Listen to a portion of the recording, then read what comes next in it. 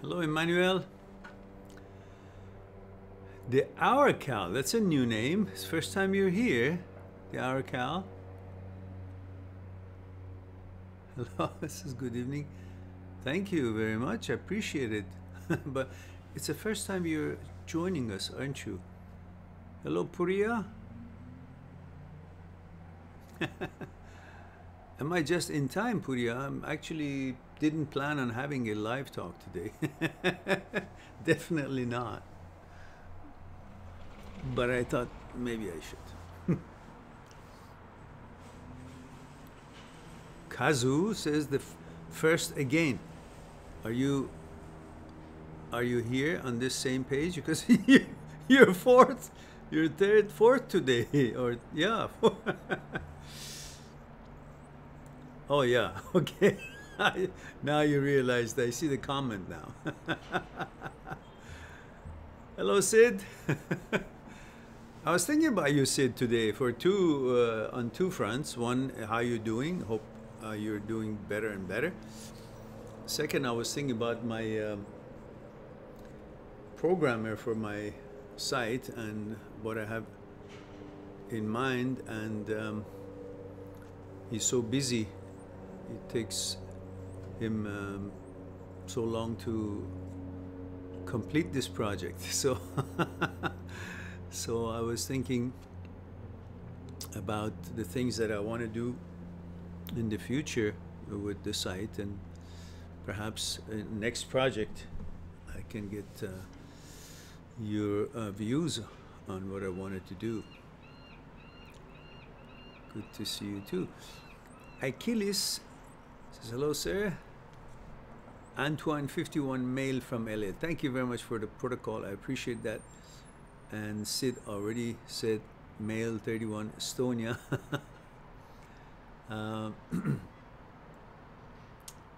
Kazi Tuta says, Emmanuel, you are first again. Oh, I see, you're talking to. Hello, Majid. How are you, dear? Thank you for your patience and taking time to arrange that forum, or I guess it was what is it, a Facebook fan page? I'm not sure what it was, but anyhow, I appreciate it. Luis Quintero, that's second time I see this name, or is it first time? It says, hi, been here but not in chat from Miami. See, there we go. So it doesn't matter if you've been here or not, you know the protocol, don't you? So we know where you're tuning in from, Miami. But a man, woman, the age, all these is necessary, if you will. With every question or every follow-up question or comment, please do mention these three little info. M or F, age, and where you're tuning in from. And if you have your partner in the question, then make sure I know what the age of your partner is and where he or she is from, background-wise.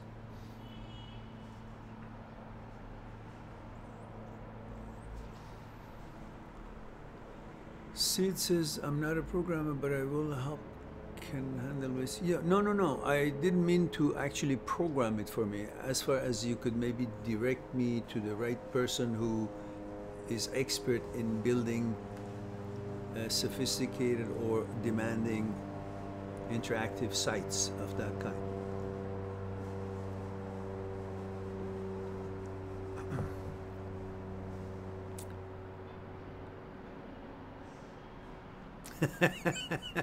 Kazi says, Mehran, Mehran will give you, or are you asking, oh, you're saying that I'll give him a trophy. I see. So what is it now? When it comes to paying and sending trophies and gifts, you put me in front. You spend out of my pocket. You want to give him a trophy for being first? Give Emmanuel a trophy out of your own pocket. Like if I'm making lots of money here, now you're asking me to give a trophy. No, that's not going to wash with me.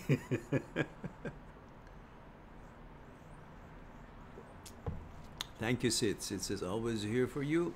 You have done so much for me. Oh, it's no problems.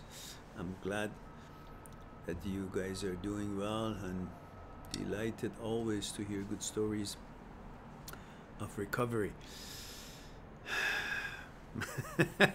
Majid says, Pisces 5'8", shoe size 9 UK, athletic body, sensitive slightly. Again, Majid, you're in the wrong page, wrong channel. This is not a dating channel. So just search through, keep searching. Louise says, maybe I have. Maybe I have. I think it means maybe I have a question. Okay, Lois or Luis, I have to get the pronunciation of these two. Yeah, Lois, that was Lois Lane, that was Superman's girlfriend, so that's not you.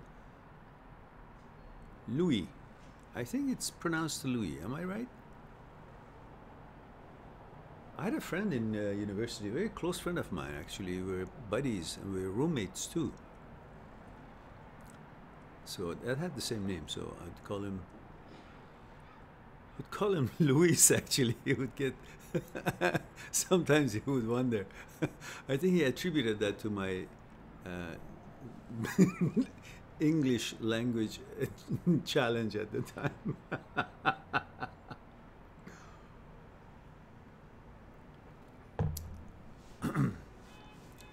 There we go. The hour Cal is 22 male England.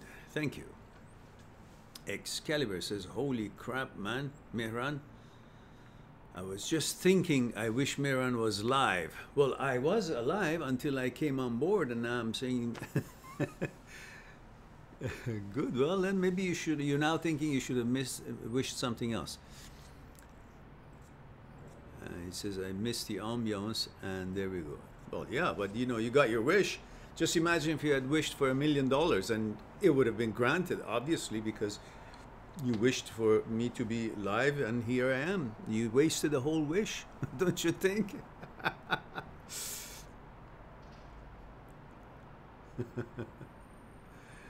Excalibur says, ask, and you shall receive. Yeah, I have a story on that. Sid says, yes, of course, I deal with such people all the time. My friend has a consultancy. Oh, all right, great. Should it come to that, I definitely want to have a chat with him and find out about if he can do what I want to do, or if it's up his way, or and the fees, the cost, and all that. Thank you, I appreciate that. Puria says 19 male Iran. Hello, Puria. Says, I try my best to keep my positive thoughts and energy, but it's pretty hard in a country where everybody is talking about war and economic crisis. My family is filled with negative energy. Yeah, I understand. I understand. I understand. But you know what? As much as I understand the circumstances or the mode and the flow of energy of that sort of ambiance, due to all these political stuff from within and from outside, we have all kinds of different head of the states in different parts of the world, and they all focus on their own things, and often what they're focused on only benefits them personally, maybe not necessarily others in the world or their own people in their own country. And we have all kinds of head of the states of that sort in this world today. But we can't do anything about that, can we? So let's focus on what we can do, not about things that we have no control, and we could not change them. And we could not influence these people who are in control of, countries around the world. But can we control the moment that we are living as far as it is in our own hands? Such as what you're thinking is a possibility, right? It is not really what you're living in. It's a possibility of certain kind of occurrence, whether it's politics or wars or whatever else in life that we could be encountering. It's a possibility of certain occurrence, but it's not a reality, actuality at that moment that you're thinking about. Can we then focus on what is real and actuality rather than what could be a possibility of occurrence of something in the future that hasn't come around yet and hasn't happened yet? And yet thoughts wants to replace actuality. Thoughts often wants to replace actuality. And that is why when something comes to our mind, especially if it's negative, we get preoccupied in thinking about it, and we travel with the possibilities of it, what if scenarios, and then what am I going to do, and all that so forth. And that's not just going to be happening once as a, say, a planning on in case something happens. For example, like if we are taught in school or everywhere with the authorities of a country we live in that prepare for a possible earthquake. If there is an earthquake, there's a procedure that children have to abide by or follow in school environment, or every citizen should be prepared in their own home with certain kind of a kit or whatever it is. You get the point. So there is a planning process for a certain possibility of a certain disaster or an occurrence. But we do that once. Like we make the preparation, that little, I don't know, box with goodies and food and water and stuff like that ready, or whatever it is that you are wondering how to deal with it when and if it happens. You plan for it once. Just like the thinking that you said, you thought right now that you're in an environment that negative vibes are there and you have some worries. So you do a little thinking about it. Whatever conclusion you come to that, okay, this is what I do, that's how I should approach it, that's what we should do if something happens. Okay, you do that. But you don't do that. You don't do that every hour anymore, every day. The procedure is already figured out, or the thought pattern about that particular subject, how bad or whatever it is, already done. Now let's focus on what it is that we are actually engaged with on immediate basis, which is what is the actuality and reality that we are negotiating our life in it. What situation are we in? Well, the situation we are in at the moment is that I really want this tea to be warm, and you maybe need to go to buy bread or do your homework. That's the immediacy of it, of things. So necessarily what comes to your thought is not an actuality, or it's not a possibility of happening in the near future. It is a tangent, a possibility, and you do a certain thinking about it, and you close that train of thoughts and come to a certain conclusion. And mostly such conclusions would be that it's not happening now. So what's the use of me now keep sitting around and thinking about it? Then I have allowed the thoughts to replace actuality, by which it takes me out of the actuality of life, takes me from actuality and brings illusory scenarios and introduce it to me as actuality. In other words, it puts a virtual reality goggle on my head and makes me believe thoughts that this is what you should have to worry, because that's the actual, that's what's happening now. But you say, no, thank you. I take notice of that alert. I take the virtual reality goggle out, because I want to have no limit for the field of vision, and I can see what is really beyond that limitation of that the virtual reality goggle creates when I put it on my head. Which means I want to come out of my thoughts, which is either the past or the future, and none of them exist and they're both dead. And I want to live in the actuality and happening of life, which is the reality and now. Which brings me relaxation, contentment, security, because I'm right here and I can see, witness to, nothing is happening. Then I relax. So most often, truth and actuality of what it is that you are dealing with brings also with it a sense of security, because if it's nothing happening, everything is good, well, great. If something was happening but you're dealing with it because you're there with it, then it gives you a sense of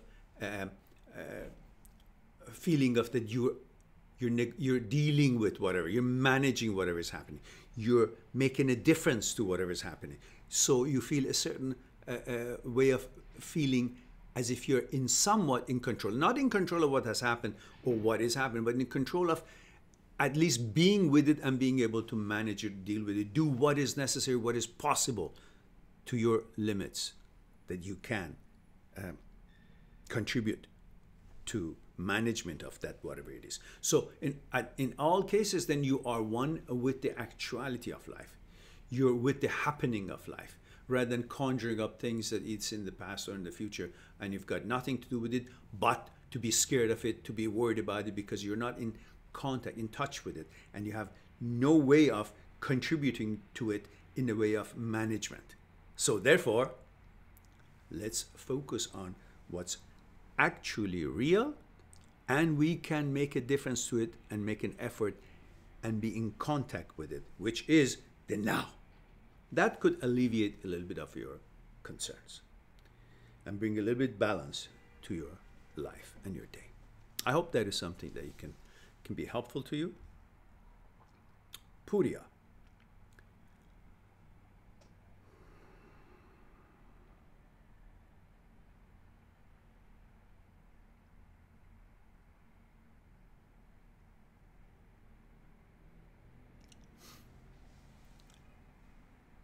Luis, Cuban, all right. Jack says, hello, okay, two-time hello back.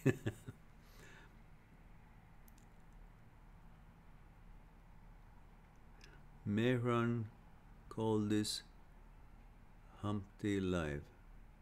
I don't know what that means, and I guess I don't want to know.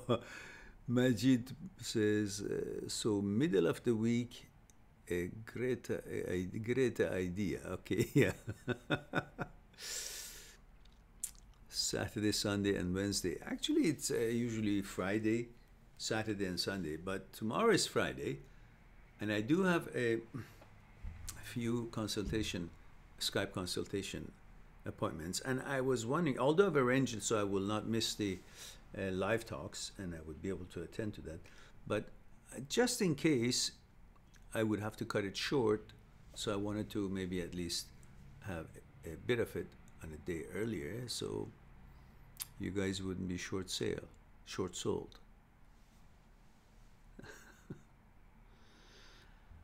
Excalibur says, never wish wasted on Mehran. Oh, thank you. The promotional manager of the hour.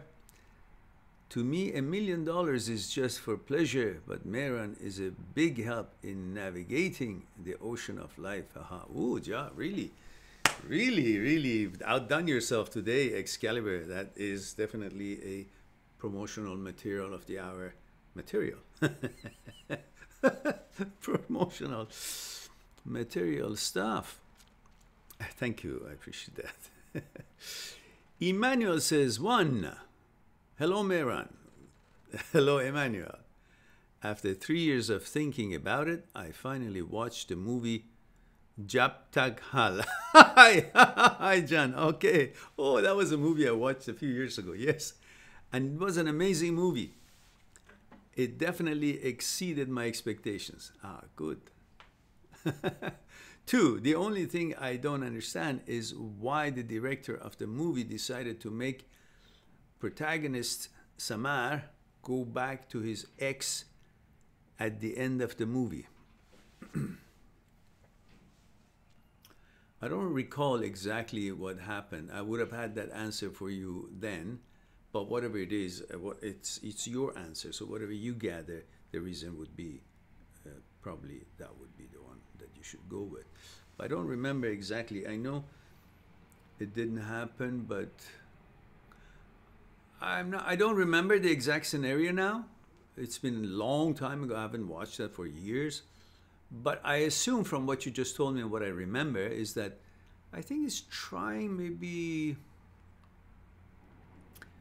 to show that you really never know which way a cookie crumbles. And I don't remember the ending. I think it was on a bridge and he just diffused some device and then the wife was there.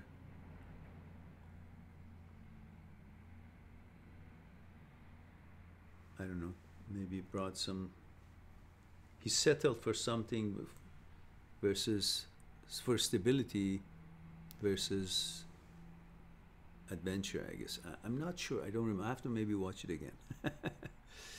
Three, wanted to point that part out because it goes against what you teach us. I wanted to point that part out because it goes against. Yeah, I gotta watch that to know exactly, to be on the same page with you. I can't make any comment of it because I have some pictures in mind, but I don't remember the flow of story. That was a few years ago, wasn't it? Yeah, at the time it did have a lesson in there.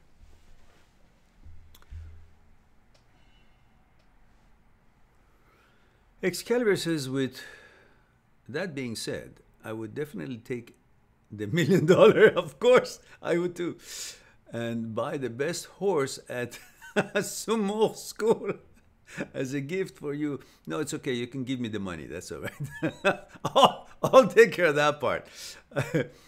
Hopefully the horse isn't too expensive and leaves me with $200. No. I make it easy. You don't have to spend $1 million on the horse. Just bring a couple $100,000 and just cash through my PayPal. And that'd be perfect. Keep the rest. Keep the $800,000 for yourself.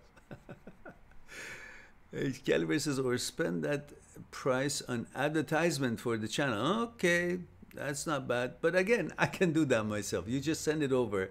I'll take care of it. Don't you worry now. Jordan says, hello, Mehran, 27 male, Scotland. Hello, Scotty. I hope that you're not beaming anybody up, and I'm sure you're you're familiar with that. These expressions coming from Star Trek, favorite of everybody, especially the character Scotty, the chief engineer. Just wanted to say thank you for all your content. It has helped me a lot. Always giving big thumbs up on your videos. I appreciate that. Thank you. Very kind of you. Remember, guys, we try to have uploads of videos every day. So for the past few years, almost every single day, maybe we missed it one or two here and there, we have had an upload. Whether it's a brand new video that I make according to some things that I want to share with you guys, based on some things that I want to share you guys, or a good question that comes up on the live talks, which they're all good questions, but some of them I actually trim them separately and upload them, scheduled to be uploaded on daily basis. And our live talks seems to be holding for Friday, Saturday, and Sunday, usually between 12:30 and 1. Between 12 and 1, it's the start time, usually 12:30 Vancouver time, which that would make it 8 or 9 Europe time, and about 11:30 or 12:30 India time. I'm not sure which, maybe 1:30. And so remember, without you guys actually sharing the videos, there would be no chance for this channel to get anywhere. I've done pretty much as I could with all the nitty-gritties of the SEOs and the descriptions and the words here and the words there and putting it all in caption and so on. And the thumbnails, as much as we can get it, as much as Olga can get to them. We have new thumbnails, and so far we've done 300-400 of them, I think, or 200-300 of them, number of them, and we're still doing. Some upkeeps on the banner for the channel is going to be done, and Olga is working on it with so much attention and kindness. I really am grateful to Olga. And for every one of you who likes the videos and shares the videos and there's, you know, social media, and the people who have an opportunity to maybe on the channel's behalf introduce the channel to some entities who are in public media, a TV station, radio station, or newspaper, or maybe some, I don't know, nominations. I have possibility of, you know, somebody send me a nomination for TED Talk, and that means many of you got to get that hold of that form and fill it in as a candidate, as a nominee. So eventually, maybe 6 months or a year from now, they ask me to do some talk, and that could boost the channel. And so we'll see. These things that are the only ones, because as far as it's concerned to me, I can only do these, whatever it is that I've done. So if you guys do like the videos, share the videos, and talk about it, or introduce it to some forums here and there, or maybe do it, I don't know, Discord or fan page, as Majid and Jack have discussed, or is it some other medium such as Reddit or whatnot? If you guys, bunch of you, or all of you, or as many of you, just do a little bit of, like, so many people go on Reddit, let's say, and you guys talk about this channel, or link one of the links, put one of the links up, the video that you like. Eventually that gets talking, and then we attract people to our channel and subscribers and so on. So remember, you're very important, and your contribution, it will work out. Don't think you're just one. If a bunch of you do it, and then other people will become interested, and they'll do it too, and sure enough, we might get that 1 million subscribers. Okay. And so thank you, Jordan. And Jordan says, what flavor of tea is today? Chamomile. Chamomile by Stash. Organic? Did I? No. Today is chamomile by Twining. Chamomile by Twining. Let's catalog that. It's nice. So we have, then Majid says, Mehran, tomorrow is Thursday. Are you kidding me? No. That's it. Hang on.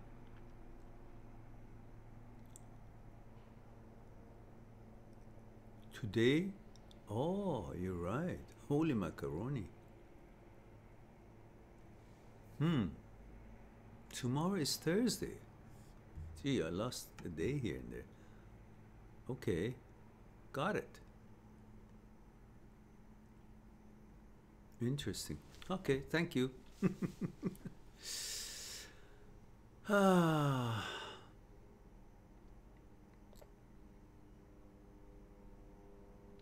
Puria says, if there was one single book that you highly suggest a teen to read, what would it be? By the way, thank you for all your inspiring words. My pleasure. Honestly, I would say Me, My Psyche and I, the book that I have written. Me, My Psyche and I, plus Transient Thoughts and Me. Me, My Psyche and I, and Transient Thoughts and Me. I think it's the most relevant book that you could read. Because it doesn't have to do with fiction. It doesn't have to do with things that is not directly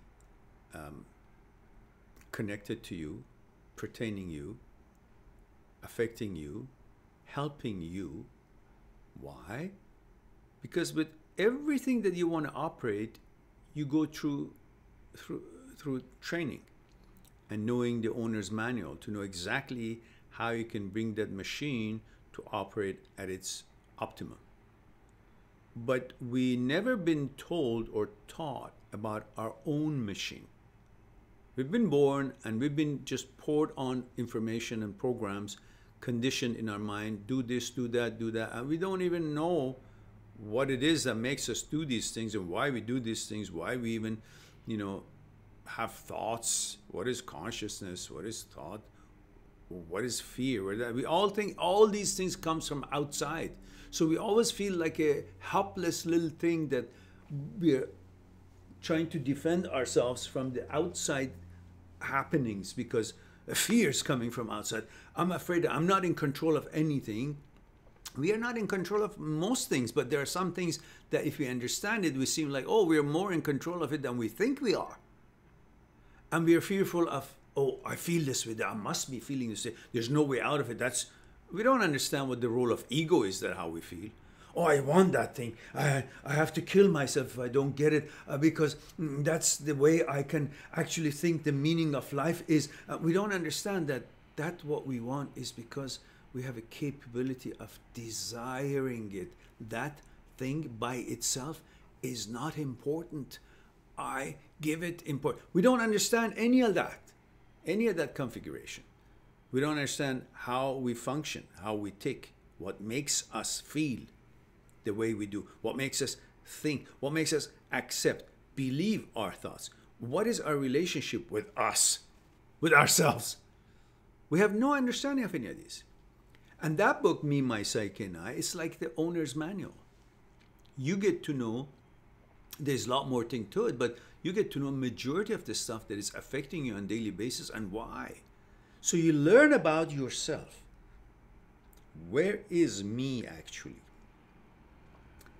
Is me this finger? This finger? This finger? Where is me? Am I by my physical form only? Is that what makes me act and react on things?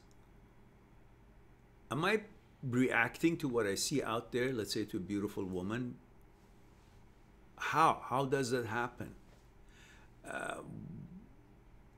What are the other things that affect me in life and make me feel good or bad? Or how do I see things? Do I see the truth of everything? Do I actually see the actuality of everything? And then I have an opinion about it and a judgment and hence it's certain thoughts and then feelings. Or actually I'm looking at that thing, but I'm really not seeing that thing. I'm seeing something else instead of it, and I'm thinking it is that which I'm seeing. These things are something that you should focus on to learn about yourself. And with that knowledge, then you have an idea of how this machine operates and what are the, high and low points of it, and how to make it adjust it, and how to actually focus on things, and what are you focusing on, all that thing. So Me, My Psyche and I is what I recommend. And then if you have thoughts in your mind that you don't know what those thoughts are, where do they come from, what to do with them, then Transient Thoughts and Me would help out with negative thoughts and all these stuff. All right.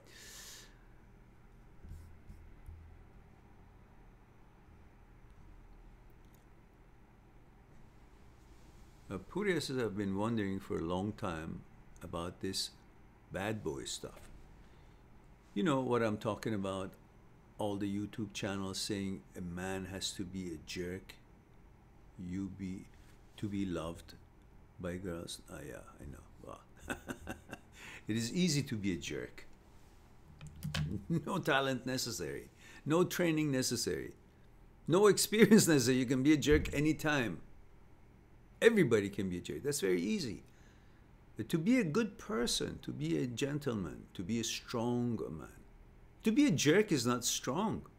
To be a jerk is escape from the fact that they know they're incapable of handling things. So therefore, they're not wise, they're incapable, not have the capacity or the ability to deal with things. So they escape from it, they become a jerk, and they make it look like as if they're bad boys. In fact, it means they're losers.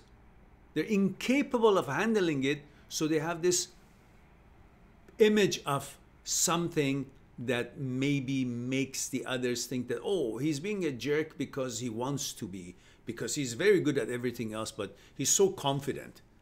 No, being a jerk only makes you yourself think you're confident, but you're fooling yourself. And you know it deep inside you that you're not confident. In fact, you're scared like shit. That's why you turn into a jerk, because you have no ability of dealing. You have no skills of social skills to be someone who can make things grow, help things grow and develop. Instead, you have no capability to building yourself. So you think, maybe if I chisel other people down, make them feel bad, and maybe I feel good about myself, because otherwise I have no way of making myself feel important or feel worthy. I have no talents, no skills, no abilities, no patience, no knowledge, no desire to be someone who can make things, help things grow. So therefore, you gravitate toward gangs, you gravitate toward things that gives you that image of toughness, where in fact, the real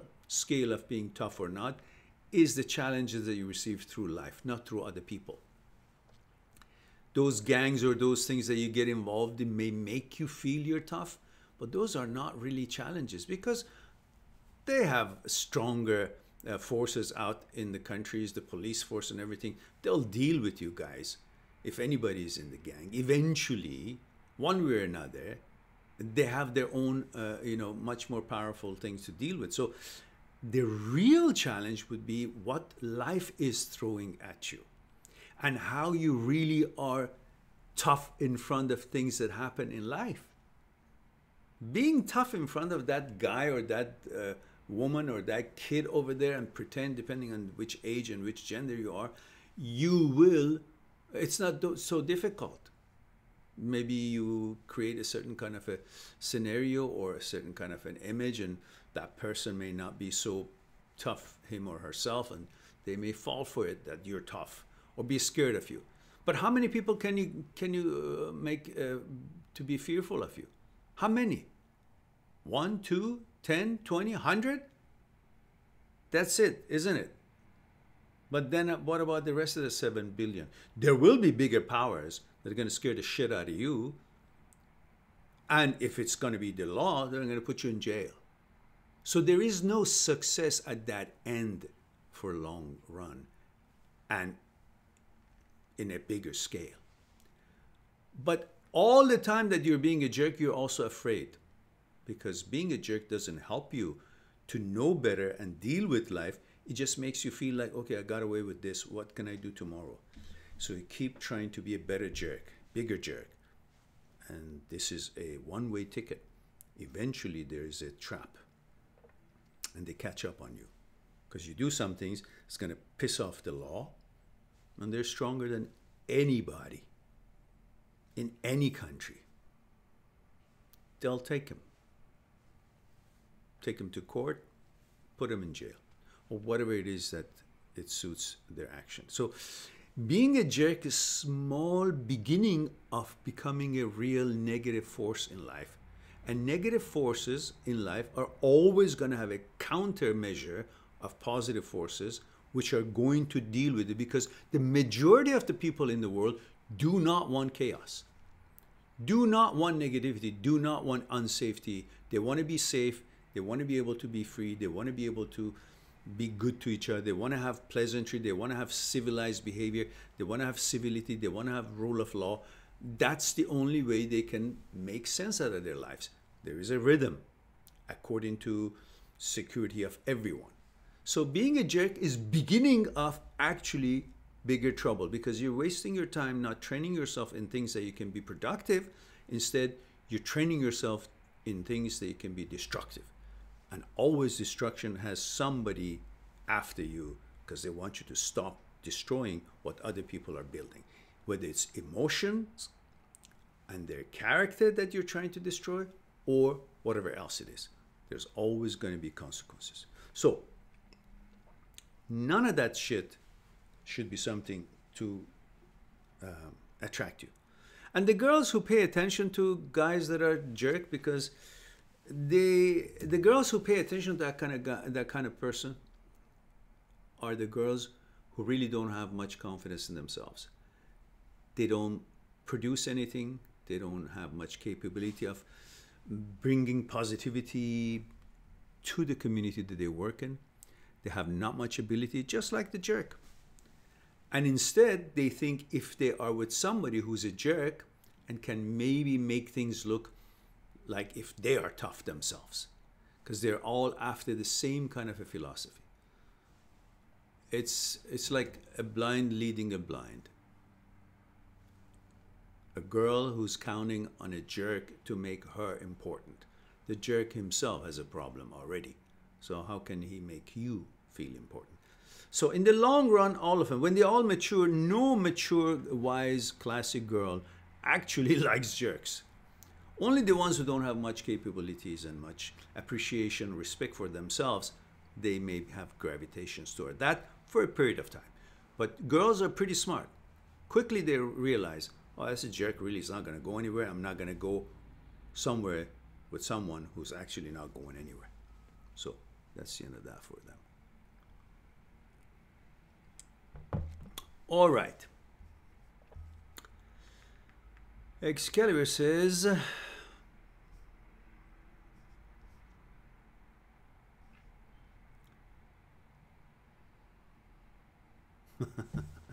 yeah, the businessman PayPal, Mehran, that's right.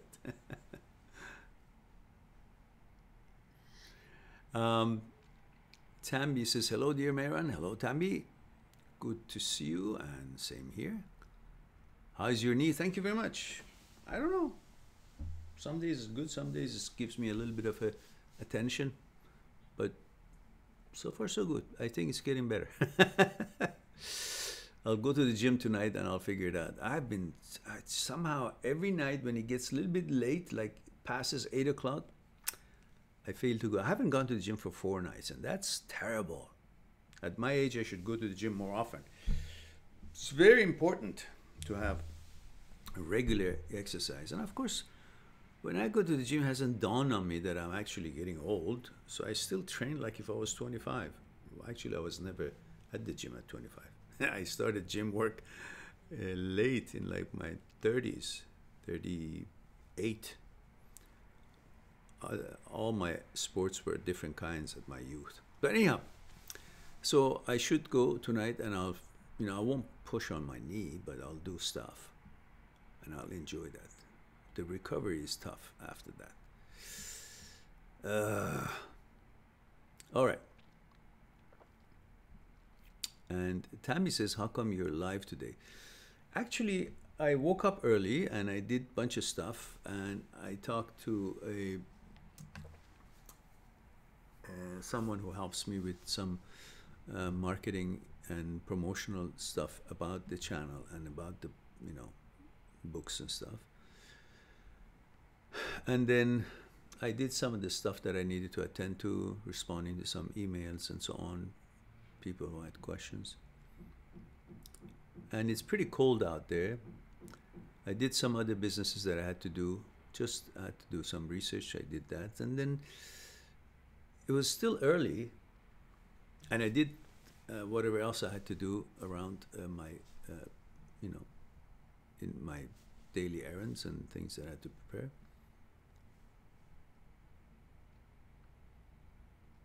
I thought that's probably the most positive things I can do for the next few hours until I have another appointment coming up in a couple hours, in an hour and a half. So I thought maybe that's the best thing to do with my time.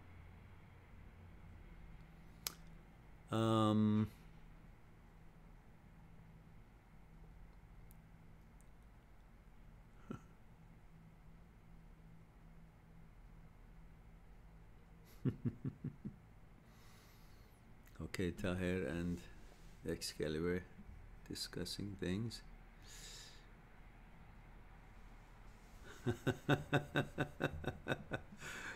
Yeah. Puria says, I followed the bad boy stuff and surprisingly it worked. I hate myself for behaving like a jerk. It feels so bad to behave like that.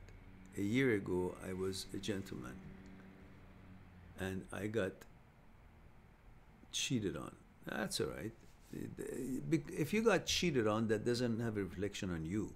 It doesn't mean you were cheated on because you were a gentleman. No. You don't have to be a man by being a jerk. Jerk is not a man. Jerk is jerk. Being a jerk can be any gender. Being a jerk doesn't mean that the person is a man all of a sudden. Manhood, being a man, is a character. It's not defined on how angry or, uncivilized you are. It has nothing to do with being a man. You can be a gentleman and as tough and as man as anybody can be. Being a gentleman doesn't mean that you're less of a man than a jerk. It's just a different character. And you can be certain that no classy, decent, wise, educated, responsible woman would be attracted to a jerk longer than it takes for her to grow up. Once she grew up, and it's beyond that age of not thinking much about herself, and she establishes and accomplishes some things about herself, then she's going to expect a lot more. And that certainly doesn't include a relationship with the jerk. She now knows that the reason she was having some kind of gravitation towards them because they had made nothing out of themselves, and they thought that means having created a confidence or having accomplished something, that behavior that those jerks had. But when she accomplishes something and grows up and learns a little bit, thing or two, about what is and what is not the right thing to do as far as many aspects and tangents in life, she will dump the jerk. No decent woman stays with the jerk. So, do not sacrifice a long-term result and benefits for short-time pleasure. So, always focus on sustainability. Neither you can be a jerk for a long time, nor anybody likes a jerk for a long time. A jerk may serve as purpose for a girl for a short time. And that usually is a loser girl who joins in a relationship with a jerk. Once she feels she's no longer a loser, she expects a lot more than that. And that doesn't include the jerk. So, Tammy says, all right, you guys are talking to each other, okay. Feridun Salami says, Salam, Aghay Mehran. Salam, Feridun. Good to see you, dear. It is Feridun, male 22 from Norway again. Okay, good. So you answered my question last time, and it helped a lot about my ex. I love your channel. Words cannot describe what you do for people like me. Well, I appreciate that. And I'm very delighted and happy to hear that, but you can also do a lot for me. You thought you can get away with that, right? You can share the videos, like the videos, talk to whatever medium you know the rest of the drill. Television, radio, newspaper, channels that you know, they're very populated. Any forum, Reddit, whatever, Facebook, Discord, Quorum, whatever it is. Create accounts, talk about it, create some kind of a buzz. That's what you can do for me, all of you. Excalibur says, I have a statement and a question. Ah, is it a bank statement? First is I hate when you look at the number of subscribers or views and demean your channel, jokingly or not. Krishnamurti is a lot less known than a dumb Hollywood movie, and you very well know his value is far greater than probably Hollywood itself. I appreciate that. And my question is, why does hitting your toe with a chair or bed hurts like hell? It's just trying to tell you, don't hit it. That's all. You see, toe doesn't speak, has no tongue, has no eyes, has no ears. The only way it can communicate with you is to guide you to hit it to the actual table or a bed stand or whatever it is, leg, so you can get that communication. So it's not really to bother you. It's a way of communications, if you know what I mean. If you want to get philosophical, you know, I'll go through it till you... Excalibur says, just kidding. My actual question is, oh, I'm sorry. We all have a, you know, a ration of questions. It was like one question per each, and you had yours. And I'm sorry. You should have told me before you actually said, this is a question. You should have said, this is not a question. I just want to be funny. Okay, next. So he says, my actual question is, I notice it's very easy to get sad at night when everyone around me is asleep. Is it because of being alone and silence? Any idea? Aha, very good question.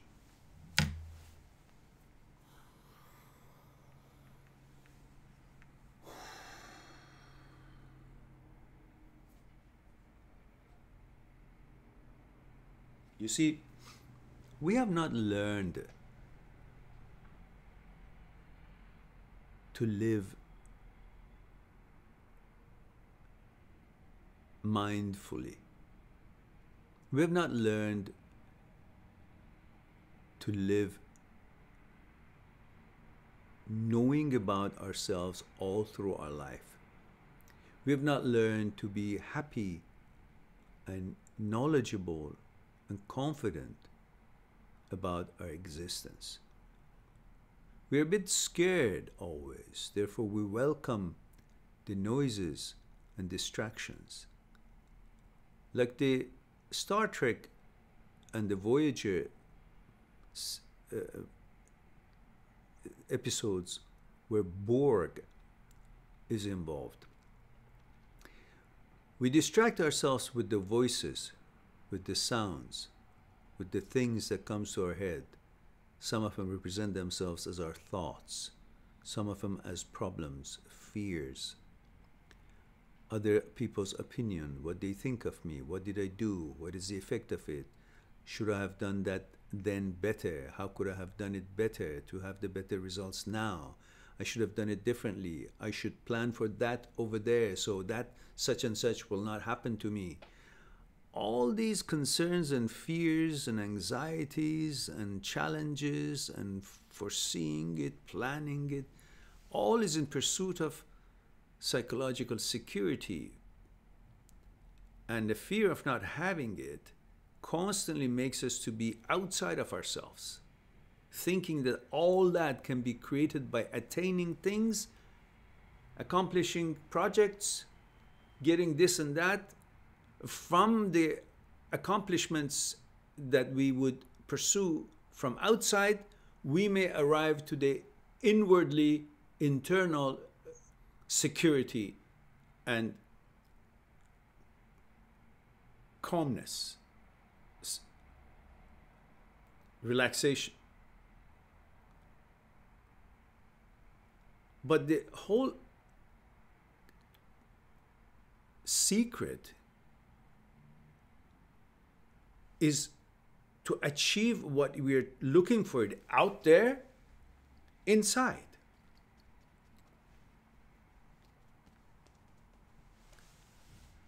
To be aware of who we are, what is our connection with the universe, what is our connection with the nature, What is that energy? Because there's an energy that binds us and connects us to this whole life, to this whole universe, experience of life.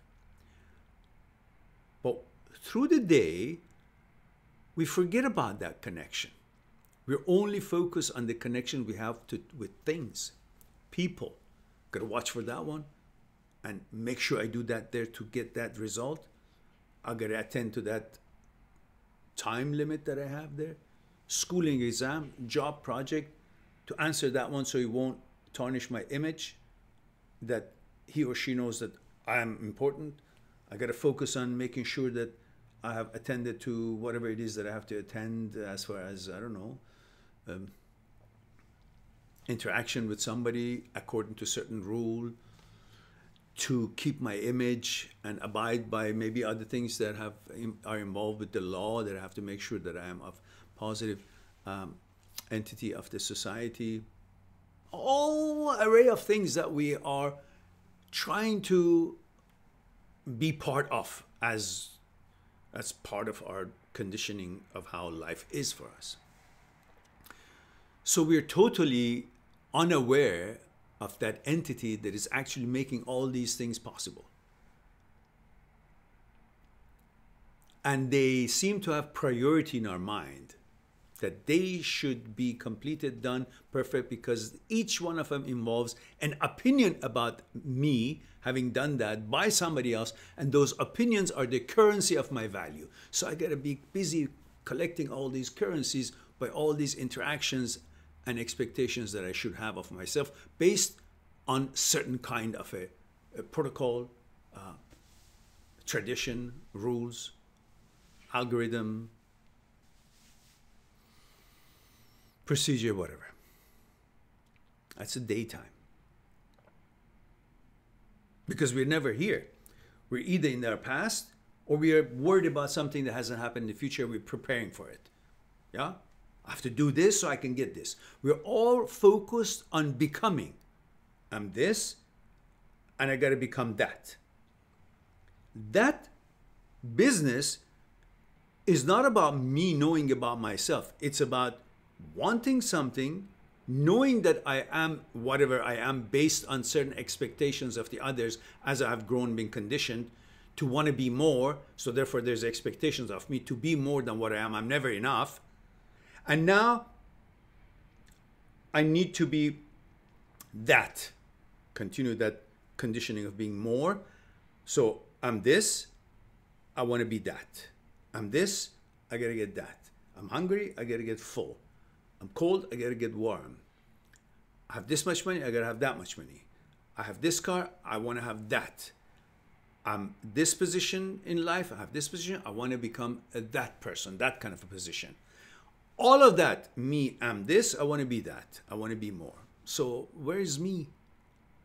I'm continuously conditioning myself to be not enough because there are bigger concerns in my mind about what I'm doing here, what I should be, who I am, who I should be. I'm never enough. I'm not this what it is, not enough. So I'm not focusing on this what it is. I'm focusing on what it should be, what other people are, what I can be, what I have to be. That's my day life, right? But when it becomes dark, nighttime, nobody is out there for me to bounce my ball against. In other words, if you're in front of a wall that you're practicing tennis, you hit the tennis ball to the wall and it comes back, it bounces back. There's lights, you can see it. At night times, it's like the wall is not there anymore. At night times, like the light is not, you don't know where to hit it. So there's nothing there for you to focus on, aim and hit the ball to have a bounce back from your ball. So same thing happens when it's nighttime. Everybody is taking off. Lights are off. They're not in the ring anymore for me to need to be in the ring to battle. Stores are closed. My exams are not here yet. I can't take them. My job is not there. Nobody's giving opinion. I don't have to be anything. I'm conditioned to think that I don't need to worry about it at night. It's calm. And then none of those amusements, so to speak, or engagements are there with a machine or human being. It's only me. And I never spend time to know me. It's unknown to me. What do I know about myself? Nothing. I know I have hands and legs and eyes, and maximum I don't know, comb my hair if I have some, or if, I don't know, just wash my face. Or what else do I know about myself? I'm empty. Suddenly I've never spent time about who I am, what is me, what does it mean. I just think my presence, my existence is defined in relation to my activity and interaction with the other things and other people. I am nothing myself without any of these challenges and shits and goods and stuff. I don't know. That's why you feel afraid. You're lonely. The Borg voices are not there. The interactions are not there. The distractions are not there. You suddenly feel empty, fearful, afraid. I'm alone. Why? Because I'm not busy enough not to think about me, to feel I'm small, I'm vulnerable. I'm having a certain image of every part of the day. And these images make me feel I am more than what I am. I don't have to see myself. I'm seeing the image. I'm working, I'm a clerk, I have the image, I'm a policeman, I have an image of police, so therefore I believe in that image that is me. I don't know who I am. I think my image is me, and my image is a policeman, so I'm good, I'm strong, okay, I have people behind me in my base and all that. Then I'm a teacher, okay, I'm a teacher, I have an image of a teacher, so I'm a teacher, I know me right now, I'm a teacher. But in fact, if the image is not there, I'm out of work, I'm not working, the class is over, a feeling of emptiness. Who am I? I never spend time to know who I am. If I'm a bus driver, I have an image of bus driver. When I come out of the bus, my shift is over. Who am I? So these images are defining you, and at nighttime when there are no images, you're afraid. Who am I? What am I doing? What are my capabilities? How, in what light do I see myself?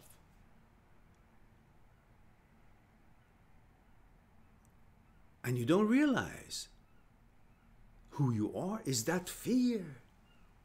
You are that fear. That ego that bugs the shit out of you. You are that ego. That's not outside of you. That's part of you. You created it.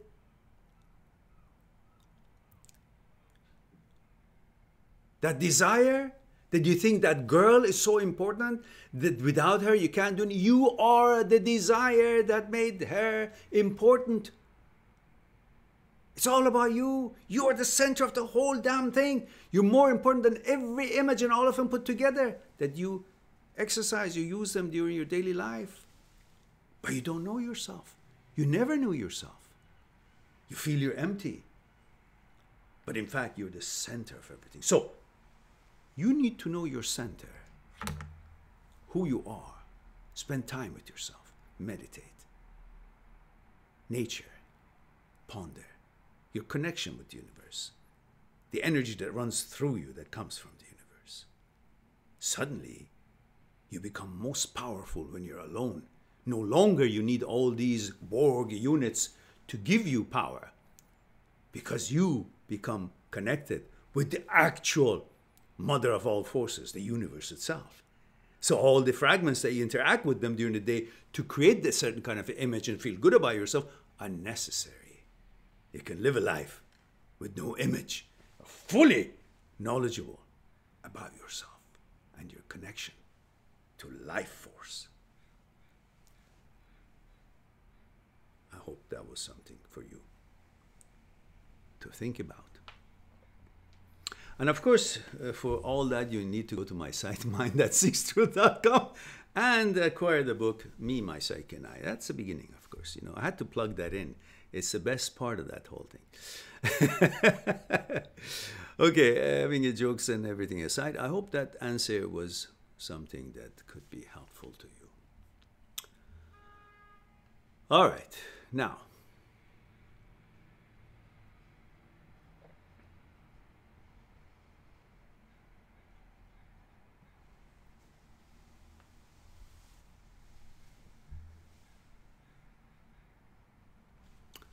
let's see.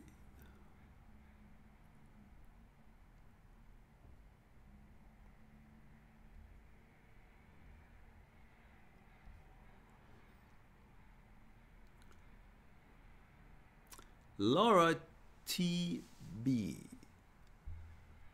How can I build myself from inside to the outside? It is too easy. Is it? It is too easy to feel like you're okay when you are distracted. Yes, I think I just answered that with the previous question without having read your question. It's a good question, Excalibur. Nikki. Hi, Mehran. Hello, Nikki. How are you, dear? KKR reminds me of Jar Jar Bin. I mean, it has the same rhythm, but different name. Says, I've seen many of your videos, and they have helped me a lot. Just wanted to thank you, sir. India 21. My pleasure, dear. I appreciate your kind gesture and thanking me.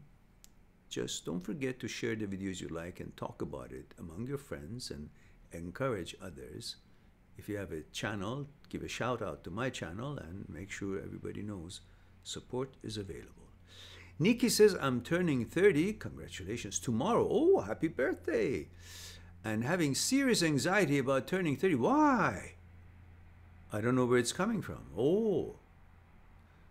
Nikki, you forgot to tell me, remind me, where you're tuning in from, age, and male or female. I believe it's female, of course. I think I remember, but since I'm not so familiar with all kinds of names from all neck of the woods, I would always appreciate if you guys can help me out to remember, because I do remember your names, but I don't remember the specifics necessarily. So, Nikki, provide that, then I will make a comment on your question, because I think I need to know that information before I can tune it in and tailor it properly for what I want to deliver. Let's see if Nikki has already answered.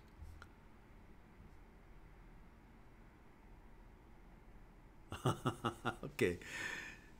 Nikki says, Orlando, Florida, 29 female. Aha, all right, okay. Now I remember. Now, see if Florida reminded me. Nikki, you were, am I mistaken, were you studying law? Or is it another person with similar name? You were going with some exams or something, as I remember. You haven't been here for a while. Ah, nursing. Okay, close. Law of nursing.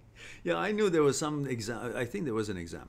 Now, so you say that I'm clinging to the last couple of hours of being 29. Well, you're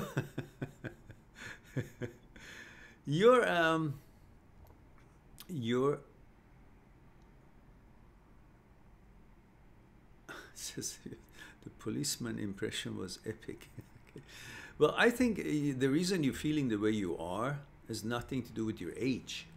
Has to do with your conditioning. You've been conditioned. I don't know what your background is, because I can see you, at least I don't have an idea.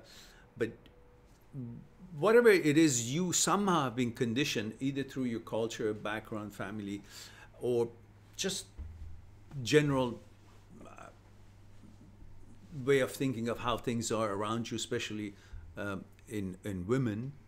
There's a way of thinking and how under pressure they are in different ways in societies they live in. You've somehow been conditioned to think that, first of all, 30 is old, because you have probably seen movies or remember your own mother or grandmother or many of friends, parents that you know, they got married when they were 18, 19, 20. And they had children already by age 22, 23. And somehow that has gone to your head that that is the way to go through the stages of life. And you have that kind of expectations, therefore, compared to when they had children and they were married and they had a certain kind of a lifestyle set, good or bad, that's not what we're talking about. You figure, well, they had it all done by age 25. And now I'm about to be 30 and I'm behind the 8 ball in your thoughts. That I'm not married, I don't have children, I haven't, all of that. It's just stereotyping. It's like conditioning that your expectations. Even your personal expectations these days are conditioned, comes from conditioning. It's not your personal expectations. It's the expectation that's been put into your head since childhood through movies and parents and traditional things and what you've seen and been exposed to. So usually people think 30 is, wow, old. But guess what? I'll give you a little bit of a context. When I was, I think, 11 or 12, I had 4 uncles from my mother's side, 4 brothers on my mother's side. The eldest brother, one of them was 21. I thought he's really old. The eldest was 31 years old. I said, holy shit, he's going to die probably soon. Because to me, being 11 years old, that was very old. It was way centuries ahead. It was long way ahead. Far, far away compared to where I was. But when I got 20, I thought, wow, I'm old, but I'm powerful. And about a year later, after 20, I became 21, and I was, when I was 20, I thought I knew it all. I knew lots of things, but actually, it looks like 21 is where it's all at. And I was very young when I thought I was really old. When I was looking ahead at 30, I said, 30, I would be, I better hurry up or something. And when I was 30, I thought 21, 22 are just still a few steps after teenage life. It wasn't really that mature and whatever I thought of myself. I said 30 is where it's at. But then suddenly 30 was not old anymore. 30 was very young because I was feeling young and I was feeling strong and I was feeling, productive and doing stuff. So it didn't feel to do justice to my thoughts about being 30 when I was 20. And at the time when I was 30, I was thinking, I'm at top of my game. Strongest, best. Probably 40 would be old. When I got 40, I said, holy Macarena, I'm top of my game. I'm stronger than ever in every aspect of my life. Everything, physically, mentally, I'm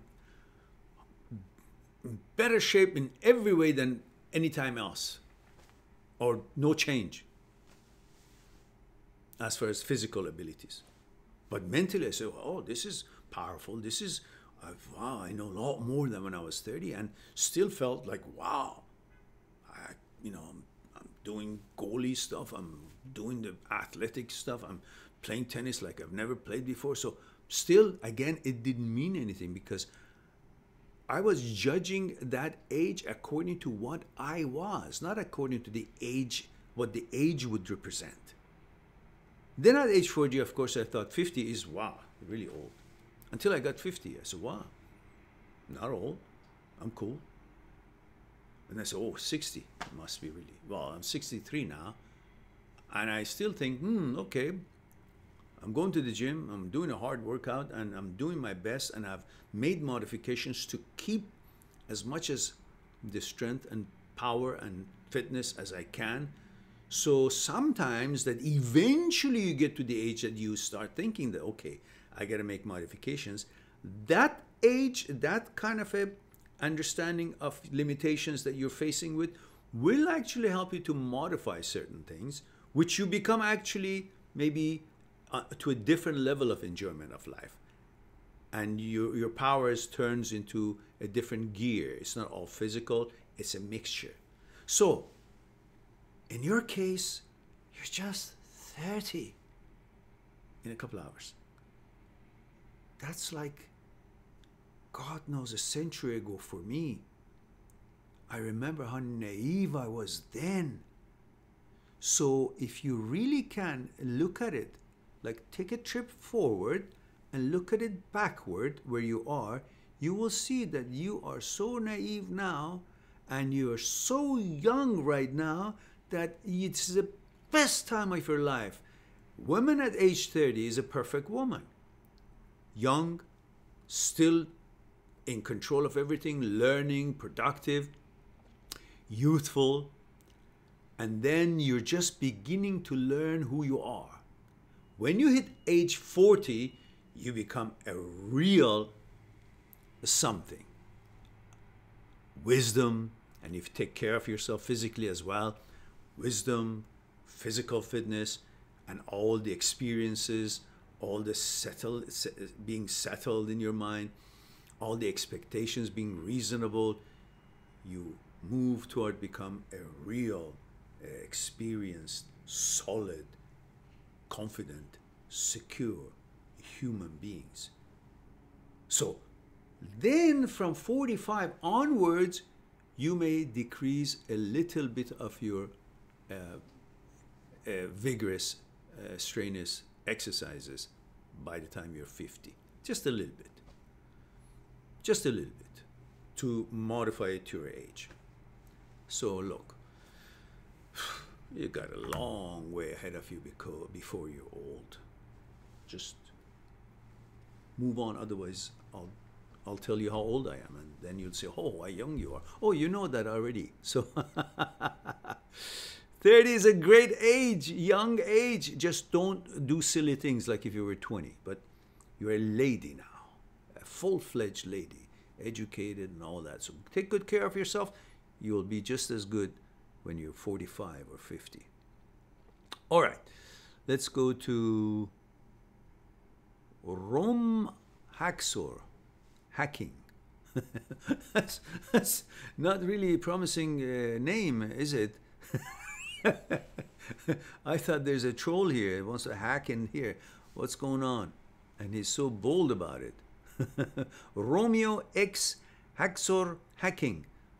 What, are you in love with the alphabet H? Or what is it? X? Says, hey Mehran, hello, Romeo. Where is Juliet? Says, I've been watching your videos for a while. It helped me a lot. I'm delighted to hear that. I just wanted to thank you for these awesome videos. Oh, all right then. After all, you turned out to be an angel and not a hacker. Remember, Romeo, you can't just get away with it by just thanking me. Now, get to work and get the words out. I don't know, through venues, I don't know, forums, the rest of it, you know. People you know, however you can promote it. Legally, of course. Duke Aronio Feros. Okay, I gotta know what that word's background is. Says Mehran's marvelous magical maneuvers for men. Oh, MMMM. 5M, M5. We can call it M5. Mehran's marvelous magical maneuvers for men. If we want to take that 4 out, we can say Mehran's men's marvelous magical maneuvers. So we have no 4 in there, so it'll all be just 5Ms. Tambi Tahir says, Mehran, speaking of being a jerk, in my past, by the way, Duke, thank you very much for the kind words. Don't want to let that go without mentioning it. I appreciate it.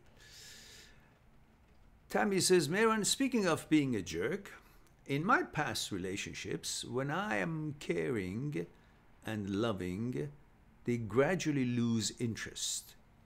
And when I'm less caring, they feel insecure and leave. I become handicapped with women. Sigh. Nikki, welcome to the 30s Club. We meet every Tuesday. All right. Now, about your question about in my past relationship, when I'm caring and loving, they gradually lose interest. You see, and you say, when I'm being when I'm less caring, they feel insecure and leave. Look,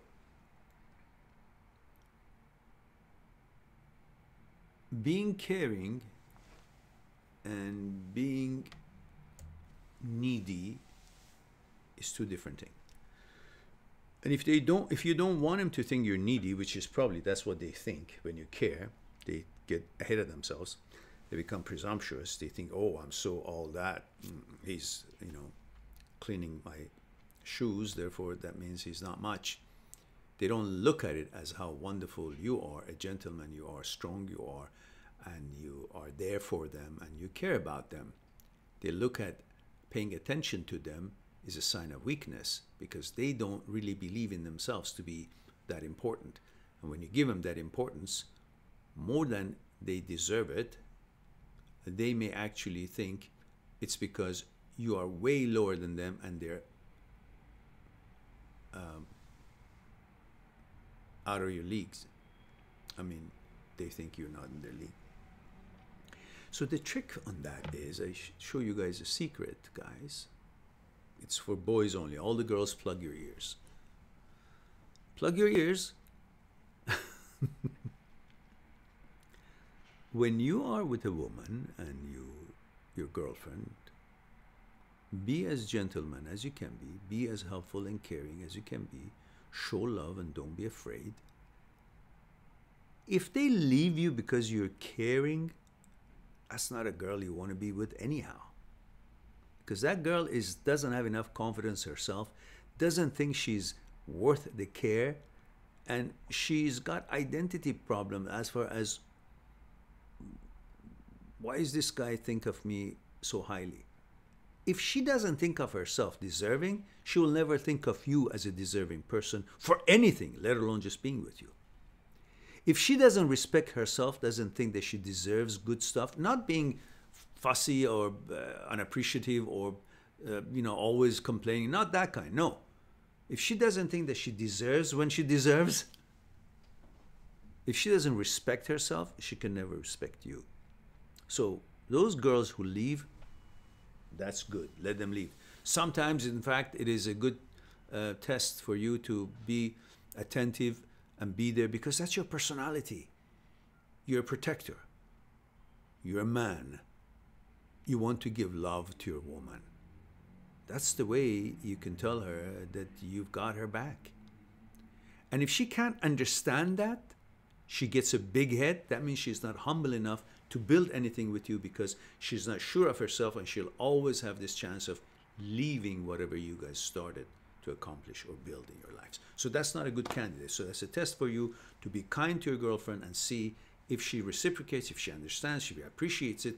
But don't expect her to suck up to you just because you're being nice to her, and don't suck up to her by just trying to tell her that you're nice to her. But what I wanted to teach you, to share with you as a secret, that I didn't want the girls to hear it, but I know they're all ears right now. They actually put their ears to the to the speaker, is this. You can be as kind and loving as possibly you want, but wait until they ask for it. You be kind to a certain degree as it is normal. But if you want to be kinder because you love them so much, for that extra amount, don't run around, do everything for them and think that you're being nice to them and protective and kind to them. it will suffocate them. It will make them think that you actually don't trust them to be able to do things. Kind of demeans them, piss them off. And they also like to shine and show you that they're capable. As you like to show them that you're capable, they also want to show you that they're capable and capable to be responsible and attend to things. And when you run around, do everything for them, they feel you're actually not thinking that they're capable. They don't understand that you love them. For the extra amount beyond that regular normal emotions that you show that is nice and you should, for that extra amount that you want to show how much you love them, wait until they ask for it. Once they ask for it, you can give them that love, but they will never think that you were needy for giving them that love, because they remember they asked for it. Like they say, can you do this for me? I don't know how it's done. But before they ask that, if you constantly try to do things for them, teach them things, and without they lift a finger, you run around, do everything for them, just so that you want them to be comfortable, they will not understand that's coming from your love. They think you just simply don't think much about yourself and you're too low and beneath them. That's why you're running around to measure up. They won't necessarily understand. Not everybody, not every woman understands that. So on that extra stuff, you wait until they ask for it.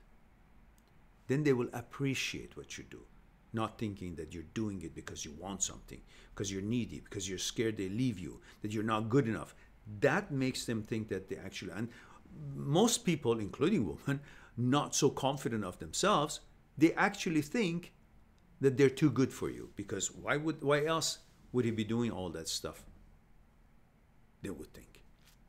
So, be nice, be gentle, be kind, be loving, be warm, but to a degree that is normal, that is same amount as she is offering, not more than what she's offering. And she's also not going to offer you more than what you're offering. So it'll be a good balance. Anything more than that, wait until she asks for it. Then she will have justification for what you're doing. She will appreciate it because she asked for it and she remembers that. And you can give your heart out for her because she asked for it. And you can never be penalized for being so wonderful and so nice. But wait until they ask for it. I hope you got the idea. So there you go.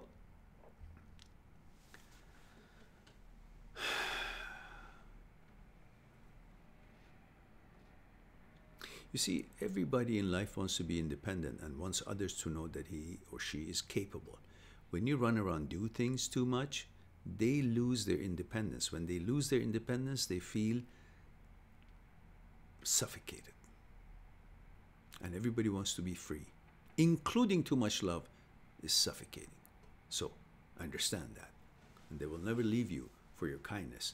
They will leave you because they were being suffocated and not thinking independent and not thinking that they're really with somebody so great because he's just like a doormat there.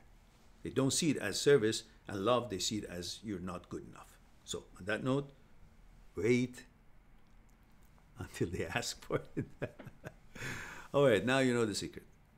There we go. Brian says, oh, yeah. Brian says, Mehran, your videos helped. Help videos help who? Help you? Help her? My ex left me. Oh, my videos help your ex left you. Leave you. It says, my ex left me 6 months ago. She wouldn't try again. She wouldn't want to try again and she left you. Is that what you're saying? Telling me she was too busy with family and meant to be a lone wolf. I spent 4 months hoping she would reply to me. No. No. Once a woman leaves you, that's the end of it. Don't go after her unless she's willing to. And that means you've already tried and didn't work and she left you. Once that happens, don't go after her because she's already quite sure she wants to leave you, but when you go after her, she's definitely sure she doesn't want to come back, because then suddenly you're there, you're available, and nobody wants somebody who's really available. That's unfortunate, but that's the case in most people's minds, especially if they're not sure of themselves. So it has to be mutual interest to get back to each other. You can't convince anybody to come back to you. As soon as they make up their mind, they think they can do better. And if they're thinking they can do better, if you approach them, they say, well, I can do better. See, he's already here. I don't want something that is here. Remember the old saying that we talked about? I don't want to belong to a club. I don't want to belong to a club that takes me as a member. So she thinks she can do better, and she doesn't want someone that she can have, because she doesn't want to think that the one that she can have is good enough. So it's the same principle.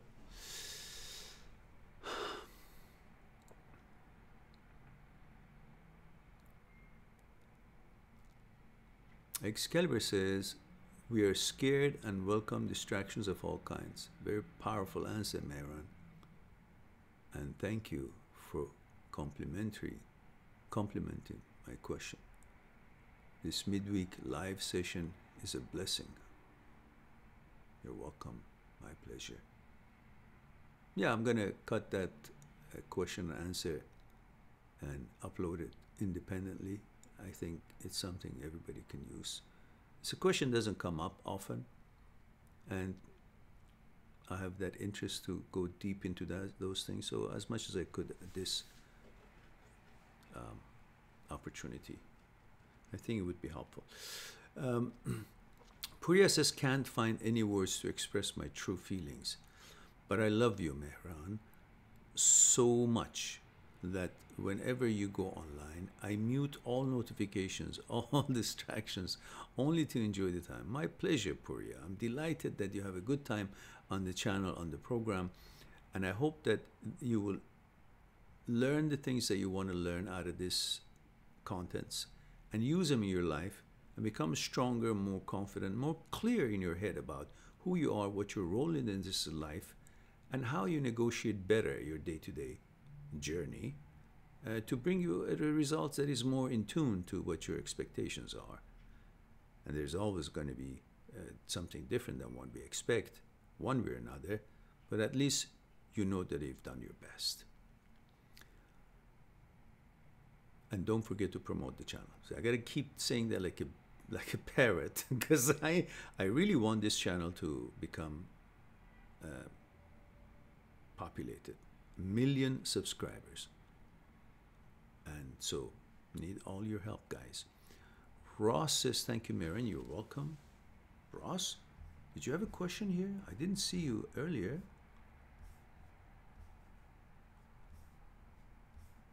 So you just skipped from the hello to thank you.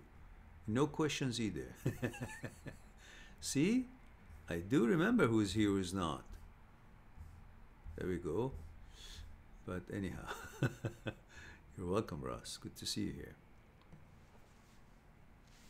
Excalibur says, in quotations, when it's dark at night, there is nobody to bounce the ball against. I'm definitely saving this quote and turning it into a wallpaper. Along with the first one I mentioned. Excellent work, Mehran. My pleasure, my pleasure. I thought you were going to make fun of it, but all right, good.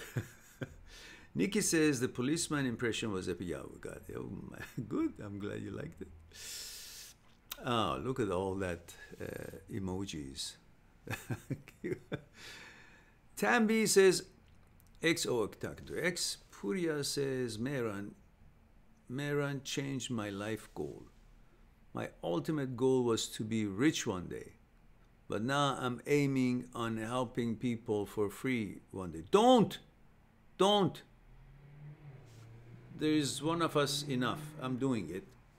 You go make money, and then you can pay me. Hire me in a high rate, and then I will. No. You focus on what you're standing. You go get rich. That's good. And help them so much that they love me as much as I love Mehran. Okay, that's good. You can still do that, but you know, just go and focus on your life. Look, why do you think I'm asking? Look, let's be very clear here. You know, you guys, that I'm usually very upfront with you guys and don't hold anything back as far as truth is concerned, as far as it's appropriate, or you know, something that I would want to share. Well, obviously, I love people to help them, especially the ones who are in pain. And I'm doing what I can. But there is a financial motivation here. I expect to make money from what I do.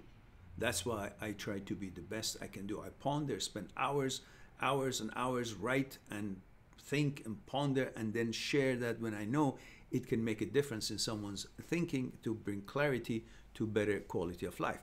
But the reason that I'm constantly also hoping that I attract more people, because I want to have more subscribers on this channel, because the more subscribers, the more money will come from YouTube to the channel's account, and that would give me, of course, the lifestyle that I expect, and at the same time, more opportunity to do more, maybe travel around the world, put workshops, and let people know about what I'm talking about, and they can increase their quality of life and their know-how about themselves. But at the same time, it's hand in hand. It's not like I'm trying to do everything for free, for nothing. No, if there was no monetary, then my efforts would be limited to the point that I would have to go and do something else to make money for that, because economic rule cannot be forgotten. I have to make money for my lifestyle, for my food, for my relaxation, for the stuff that I want. So if I can get that from what I'm doing here, which is my goal, then I can extend and allocate more time to it and do this only. But if it's not enough and I just do it for free, then at certain point I have to cut off the time to allow myself to engage in other things that I have to do to make ends meet. So let's don't be naive. One reason that I want that 1 million subscribers is because so I can, you know, make a channel that is financially successful, which helps me what I want and also helps everybody else more than what I can do now. Everybody benefits. So let's don't be naive. Go and fulfill that plan that you have and make that kind of a money that you want to make in, of course, positive ways. That's always the prerequisite, the case. All right. Now we have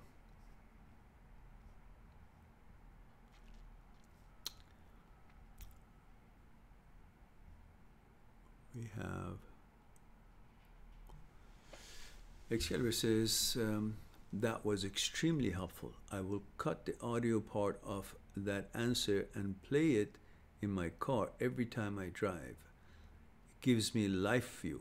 And thank you again for complimenting my question twice. My pleasure.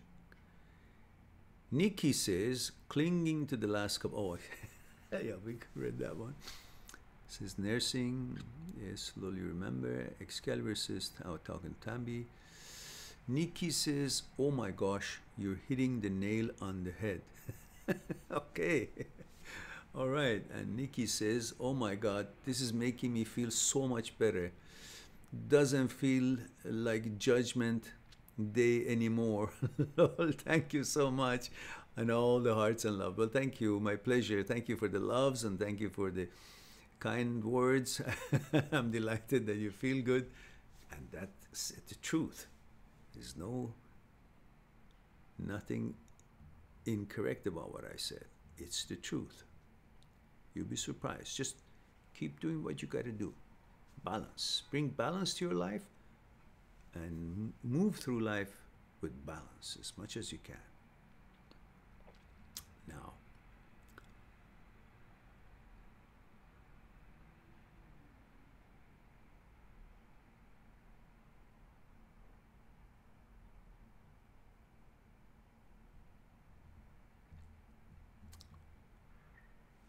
Tambi says, Mehran, when I turned 30 last year, my fiance broke up with me on my birthday.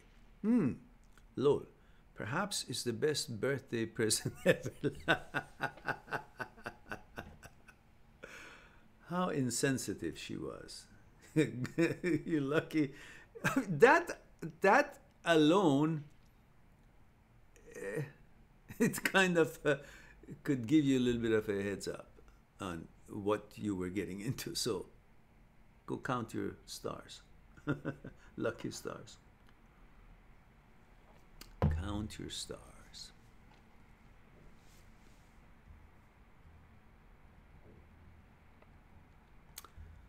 Bianca, have been here before?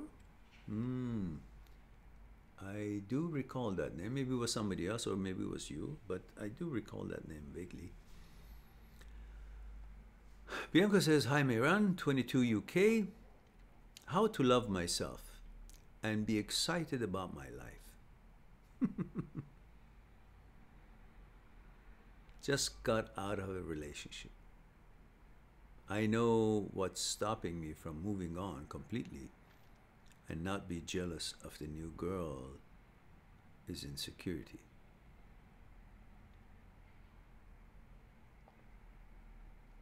Well, how to love myself?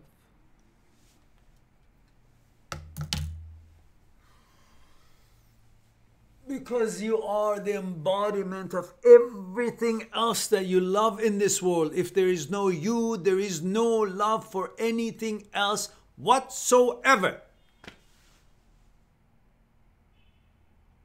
Wouldn't you then love the one that brings all those loving things that you experience to you? That's you.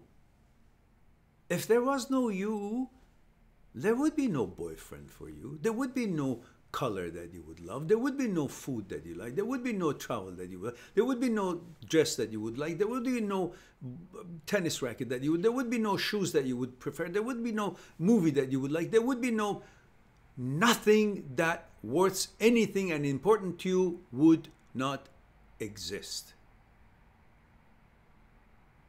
None of the things that you think is important would have been important if it wasn't for you.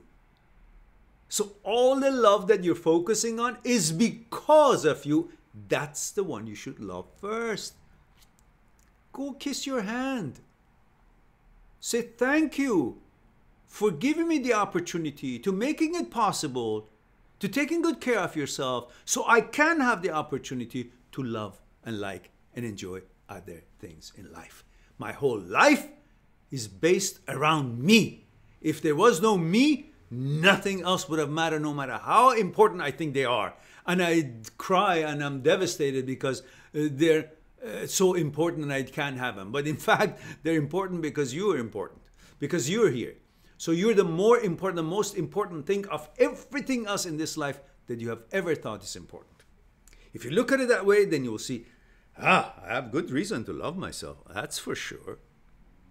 Because nothing else would have worth a shit if it wasn't for me. No?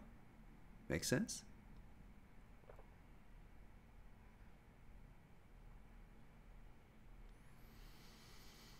And to be excited about your life, because you take care of yourself, you can command and bring about, affect another and many other things that you would like and love as you did in the past, and in even more cases and better quality and better things yet to come. If it wasn't you, if there was no you, none of the experiences that you had before would have been possible. Nothing that you've thought it was important would have become important. No love that nothing that you loved so much you would have experienced that love. It was all because of you. And because you were there, those were possible. And because you're here, those things will still be possible in the future. Just like it was in the past, it will be in the future. They were possible in the past because you existed. It was centered around you. And they will still be possible because you're still here and everything still is centered around you. So that's the reason for your excitement. You are the reason to love you, and you are the reason to be excited, because you are the one who makes all the exciting things yet to come possible. You have a good enough reason to be excited for your life? You're the excitement. You're waiting for things to excite you. You're the excitement. You're the reason why other things are exciting. Therefore, that's enough for you to know you are the center of your excitement in life, and you are the most important thing to love before anything good else good could happen to you. There you go. Now, Lucas Kowalski says, hello, Lucas here, Poland, male 30. How to forgive yourself if you have not behaved properly. Can I take 1 second break? I want to warm up my tea, guys. Ein Moment bitte. I'll be right back.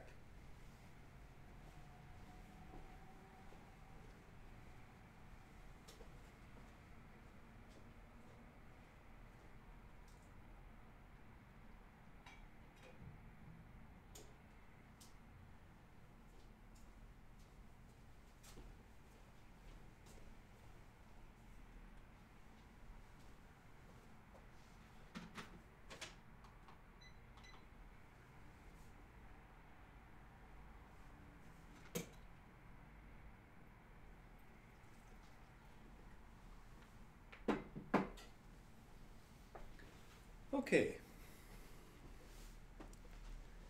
we are back after station identification.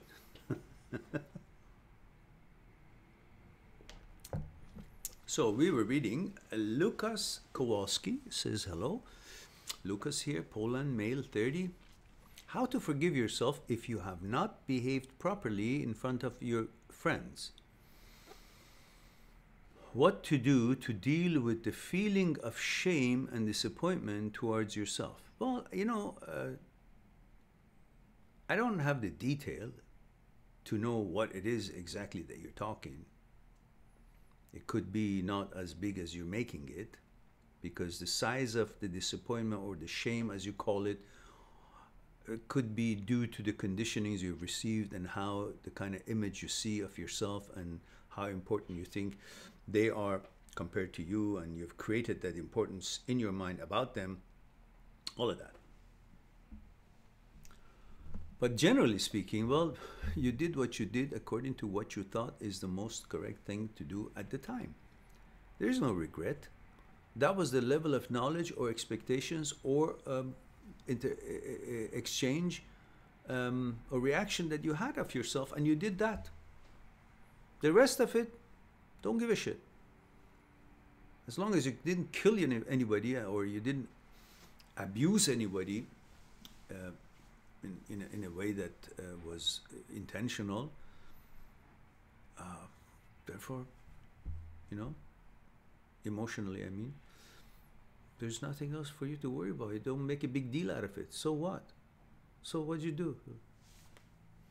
But unless I know a little bit more, I can't make any sense out of my comments, really. All right, now let's go to Excalibur. Tambi. Luca says, oh, hello, nice that I made it to one of these. Oh, okay, Luca. Just remember, guys, if you guys have subscribed, have you guys subscribed? Is everybody here? There are 21 of you. Have you all liked? Make sure when you watch a video, any of my videos, like it and make a comment. If you make a comment, even just saying hello on the videos that you watch, and click on like, that will help me, because I'm going to respond to your hello, and that creates a little bigger, you know, help in the algorithm. A little bigger difference in where we are on YouTube's field of vision. And please make sure that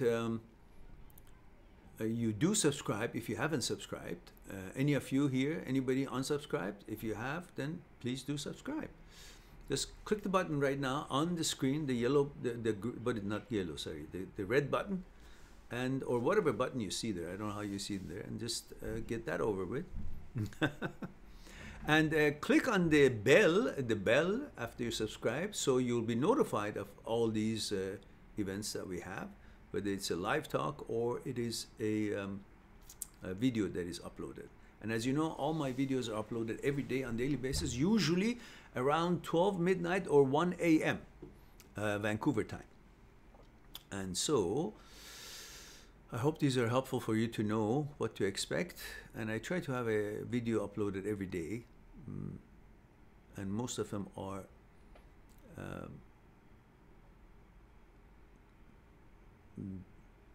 videos that we've made through the live talks that are of utmost value for you guys to review. Lucas says, I don't know if you'd be able to help me, but I am having a lot of trouble getting over my ex due to the circumstances which we broke up. Well, I'm fairly positive that I can. I wonder if we have had a chat before or not. And if you want to chat with me on one-on-one privately, you know that you can go on my site, mind@seekstruth.com, click on Talk to Me for consultation. You will see my picture in there, and then you can click under it. It'll take you to a page. You have options. And until further notice, I guess a short while from now, still good. If you make an appointment for 1 hour, I will make it 2 hours. So for that length of time, you should be able to handle many things. And then if you need it more, then you can make another appointment. We'll talk privately. In the meantime, let me see what your comment is here. Lucas says, I'm a 21-year-old lesbian in college, and my girlfriend's father forced us to break up, or he would have taken her tuition money. I can't get over her. I've never loved anyone that deeply. And I know she still cares for me, but can't be with me. Well, it's not a phase you're going through, or is it? Well, if it's not a phase neither one of you are going through, it's not one of those things that, you know, some girls want to try at college, and you actually feel that is your gravitation. Well, have you guys talked to each other? Because whether she's with you or not, she's still going to be with another girl in the future. So perhaps you and her can talk, and then both of you can go to her parents and sit down and have a civil conversation about helping them to understand where you're coming from and what this is all about. That this is not a phase. This is my programming in my genes. I can't do anything about it. This is the way I gravitate. And then perhaps the two of you can go and talk to your parents if your parents are having a dilemma on that as well. I think this is, of course, going to be rather difficult for most parents, because it is not something that is so out there yet, even though so much difference in approach of civil world has been since few years back, but there's still it's not so readily part of the conditionings that each person has received since their childhood or through their life, and they haven't seen that lifestyle so openly for long enough time. So they each have a certain kind of an understanding of what success for them is, and the image that they hope to have of themselves, about themselves, and the image that other people will see them as. And none of that image included him or your girlfriend's parents having a girl who loves other girls, a lesbian, the same sex. So that is not anything to do with you. If this is something that is in your gene, in your programming, that's how you've been put together, that is not something to do with you. It has everything to do with their conditioning, that what their idea of life, lifestyle, and genome programming is. That's their level of experience and understanding, and everybody tries to create a certain image according to the conditioning that they received based on their customs and religions and the values and traditions and whatever else that they've been exposed in. So don't be so alarmed. It is normal for them, and perhaps a genuine, kind, informative communication with your girlfriend and her parents could be of, could be the best way to approach this. But in the meanwhile, you have the responsibility to figure out if actually this is coming from the programming you have in your genes, or is it certain kind of insecurity that you haven't been able to find, a kind enough or positive enough or compatible enough boyfriend, or is it really just something you want to try, or is it way beyond that and it is not to do with your lack of opportunity for finding a better match, and the fact that you are seeking kindness, warmth, security, and this girl could feel you. She's also a woman. She's also has a kind disposition and sensitivity, and that is what you were looking for. So is it the actual feeling, emotion, sensitivity that you're attracted to, or you're actually attracted to the gender? So you got to figure these things out. Once you come to a complete understanding and enlightenment about yourself, then you can, of course, go ahead and act on it, and then try to inform and educate the parents or share with them, and in a manner where it could be most successful in delivering that communication. I hope that is something that could be helpful in the way you are approaching to address this event, this happening, this issue.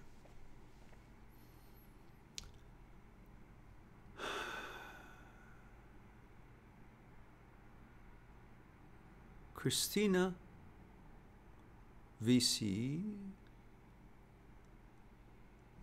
The VC in the movies was representing Viet Cong. So, Christina Viet Cong, right? This is hi Mehran, female 25 from New York, the Big Apple. I just saw on social media that my ex has a new girlfriend now.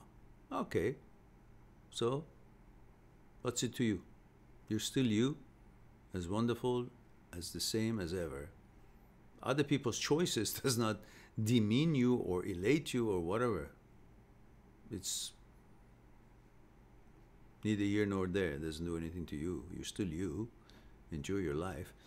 Even though I don't want him and I am happy now, I can't help feeling a little upset. Yeah, because it's a natural conditioning that you've received, that if you're not chosen, you feel, look, if you're standing in a soccer game, soccer team, and you remember how it was when all of us were kids, and then you wanted to play soccer and a bunch of guys would get together, a bunch of girls are all mixed, and then they tried to pick the team. So two guys supposed to be the captains, or two girls, or two people are supposed to be the captains, and one of them picks so-and-so, and the other one says, I take, Jill. And the other one says, okay, I take Josephine. And the other one says, I take Jack. The other one says, I take, I don't know, Sam.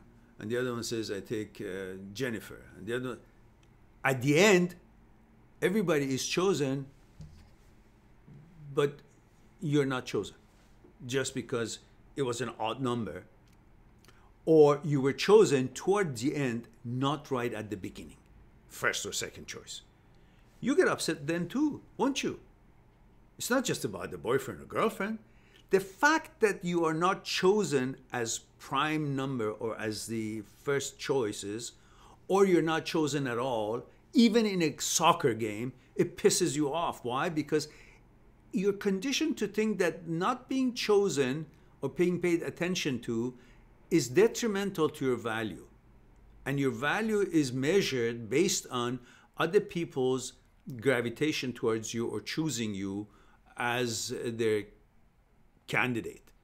But nobody says, who the shit is it that is choosing you? Are you actually telling me if an asshole chooses you and not chooses you, that's supposed to make you upset just because you were not chosen? But it was an asshole who were choosing. You don't want to be chosen by that guy. But obviously, if you participate in something, whether intentionally or unintentionally, you have your name in a hat and your name is not pulled, you get disappointed. You're not chosen in a soccer game, you get disappointed. Everything that is involving you but you're not chosen, you are conditioned to think, oh, that means I wasn't good enough because there wasn't attention to me. And I'm conditioned to expect attention because attention is the currency that I value and measure my value in the eyes of the others. And the eyes of the others are where my value exists, resides, rather than in my own eyes and in what I've accomplished and how I affect the society and how I positively influence the society and people live in the community that I live in. How I help things grow and in general help the world to become a better place. You don't think that way. So that's all right. Understand why you feel that way, then go on with it. Don't give a damn.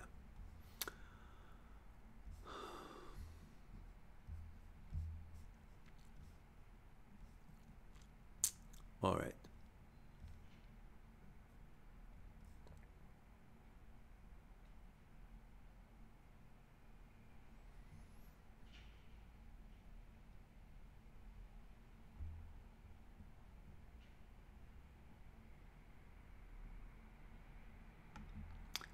Achilles says, Mehran, how do I stop thinking about my ex sexually with another guy who she cheated on me with?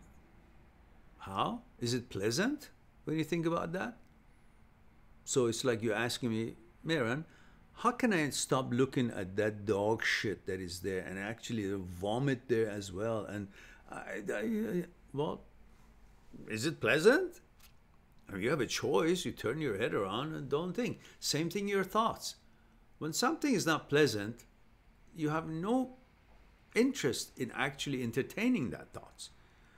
But your curiosity wants to think that, oh, if I think about it, see it, and see how far it goes, and imagine all kinds of things that they're doing together, then I have already exhausted all tangents that it can go, and then there would be a point that it won't happen because I already thought of it. That's your thinking. And you want to see, you challenge yourself, you want to see how far it can go, how bad can it be, so I won't be surprised, so I will be expected. So your mind actually, by thinking about it, is trying to secure you, is trying to protect you from shock of any kind of a unexpected news. So your mind goes in there and expands on that image and tries to show you, okay, this is it. So no longer be afraid of it, no longer be scared of it. So my suggestion to you is just, in fact, think that they're doing every single thing in your mind. So you will not try to escape from that thought. You're trying to distract yourself. Oh no, I don't want that thought. I don't want that thought. No. Sit there like a movie, watch it, and actually, in your mind, make all that, whatever could be possible, happen. And after a while, you say, I don't give a shit. Okay, I've seen it. You're not scared of that thought coming to taunt you. Right now, you're uncomfortable. That's why you say, how can I stop thinking about it? But when you actually show the thought that you're the boss, you don't give a shit what comes into your mind. You actually help it to create that scenario in your mind as an image, Then the mind thinks, hey, I can't bother this guy. The thought thinks, oh, I'm useless. He's not afraid of me. He's not shocked. So it just loses its intensity and disappear in its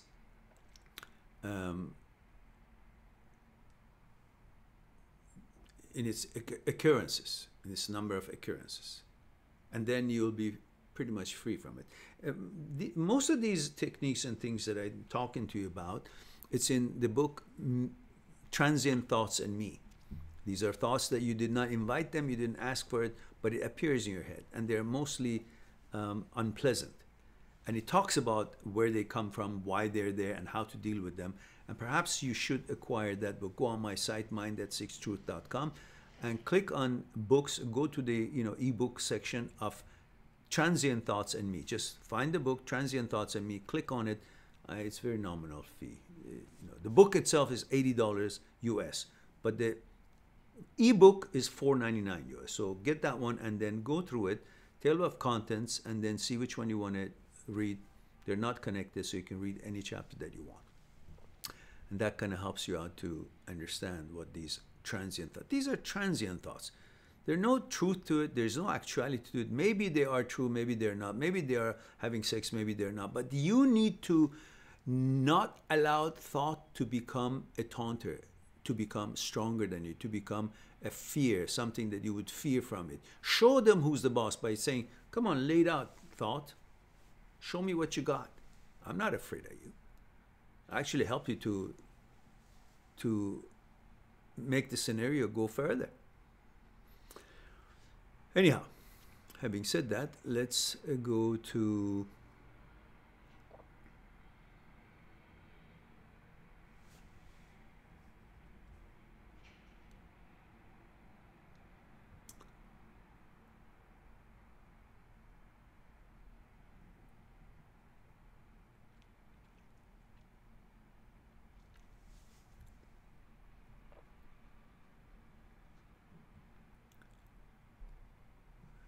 Lucas says, I know she still cares for me, but I can't. Oh, I see. Oh, yeah. Okay, we talked about that.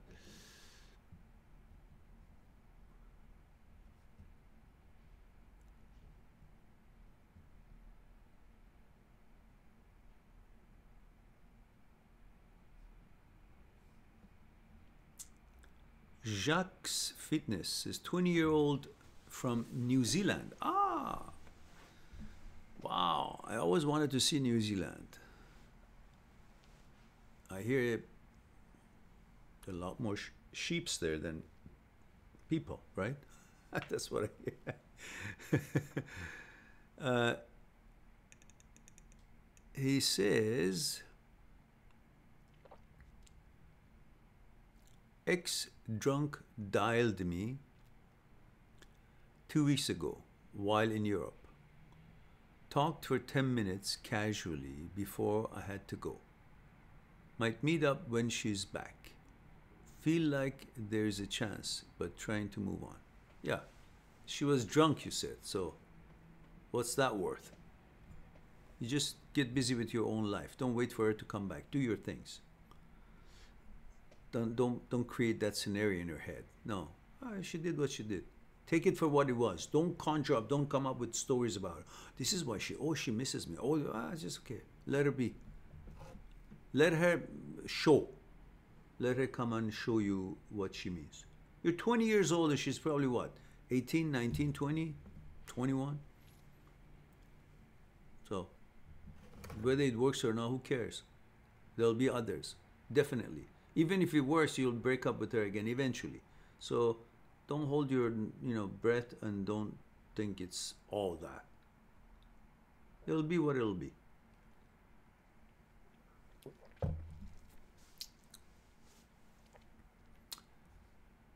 Tammy says, Mehran, I was following the exact same strategy with my fiancée, and when she asked for it, I gave her more than she wanted. But she neglected me big time, as if she became someone else. Yeah, because you gave her more than she wanted. She says, can you get my jacket? Just Get her jacket, not the jacket and the boots and, oh, you might be cold. Just don't be her daddy or mommy. Or if she asks for whatever she asks, just, yeah, exactly. Say, okay, I'll do it. But don't jump and do it. Let her know that this is a special, you're making a special effort and you will do it for her, but not like you're going to drop everything to do that for her, unless it's an emergency.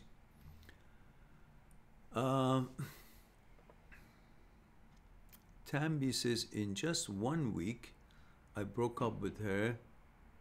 I couldn't take it. All right. Apparently, she's a pretty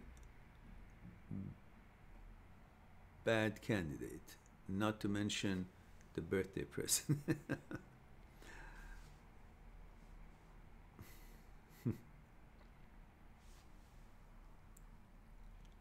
Excalibur says, Mehran, I didn't hear your laugh much today. Oh, I've been busy talking. How can I talk and drink tea and laugh at the same time? I'll be splashing the tea everywhere and I wouldn't know what I'm talking about. Probably choke to death at the end, in the meantime. I don't get paid enough for that, you know? Give advice. Sit here for 5 hours and laugh for you. What about dancing? Would you like me to do acrobatics and put up a show as well? No, just really. Excalibur says, but what? So I says, I didn't hear you laugh much today, so I handpicked this joke for you. Oh, I see. Okay. So there was a continuation of that question. I spoke too soon. For you, hopefully it works. A man noticed his credit card has been stolen, but he never reported it because the thief was still spending considerably less than his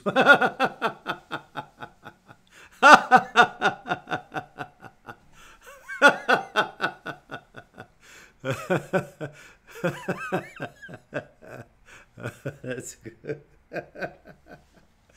All right, that's good. Because he was spending considerably less than his wife. And two, why are eggs not very much into jokes?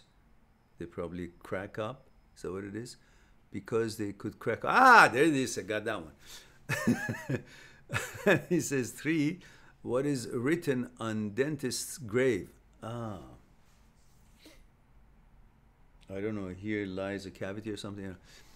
He's filling his last cavity. Ah, there you go. See, I had on the ball. I was on the ball. Thank you very much for that intermission.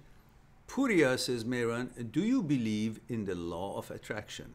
Okay, we talked about that. I think there is a video that I have about law of attraction. I recently studied the book and I followed it after 5 or 6 days I found the vision that I had kept in my head real. Seems pure magic to me. Yeah, good. Well, you know, what is intention? Intention starts from an emotion, then the thought. The thought is an emotion, and the thought brings action. And if you keep thinking, then you want to do the action, and you turn it into action. Those actions eventually bring about a certain result, and that result is what you're thinking. And you think it's law of attraction. It's actually a law of moving your ass. That's what it is.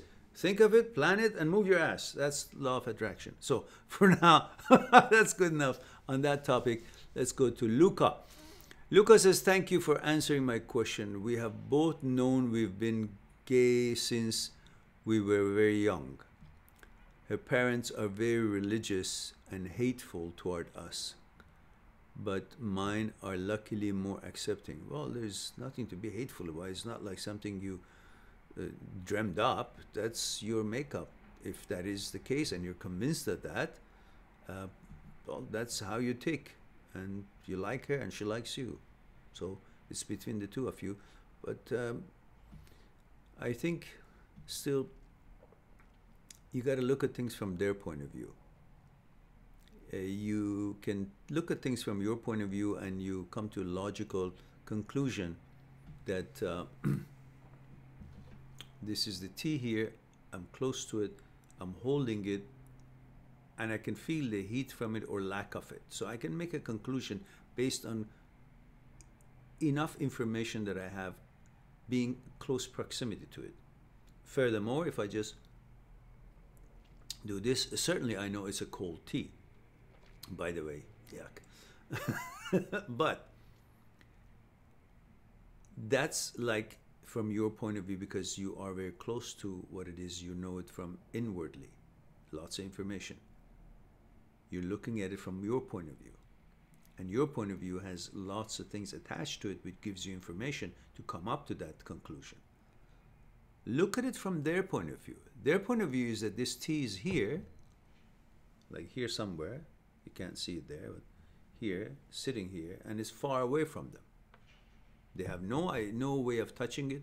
They have no way of feeling the heat of it, the energy of it. They have no way of tasting it to be convinced that your point of view is exactly like they would come up with if they had the same chance to examine it or feel it or experience it the same way.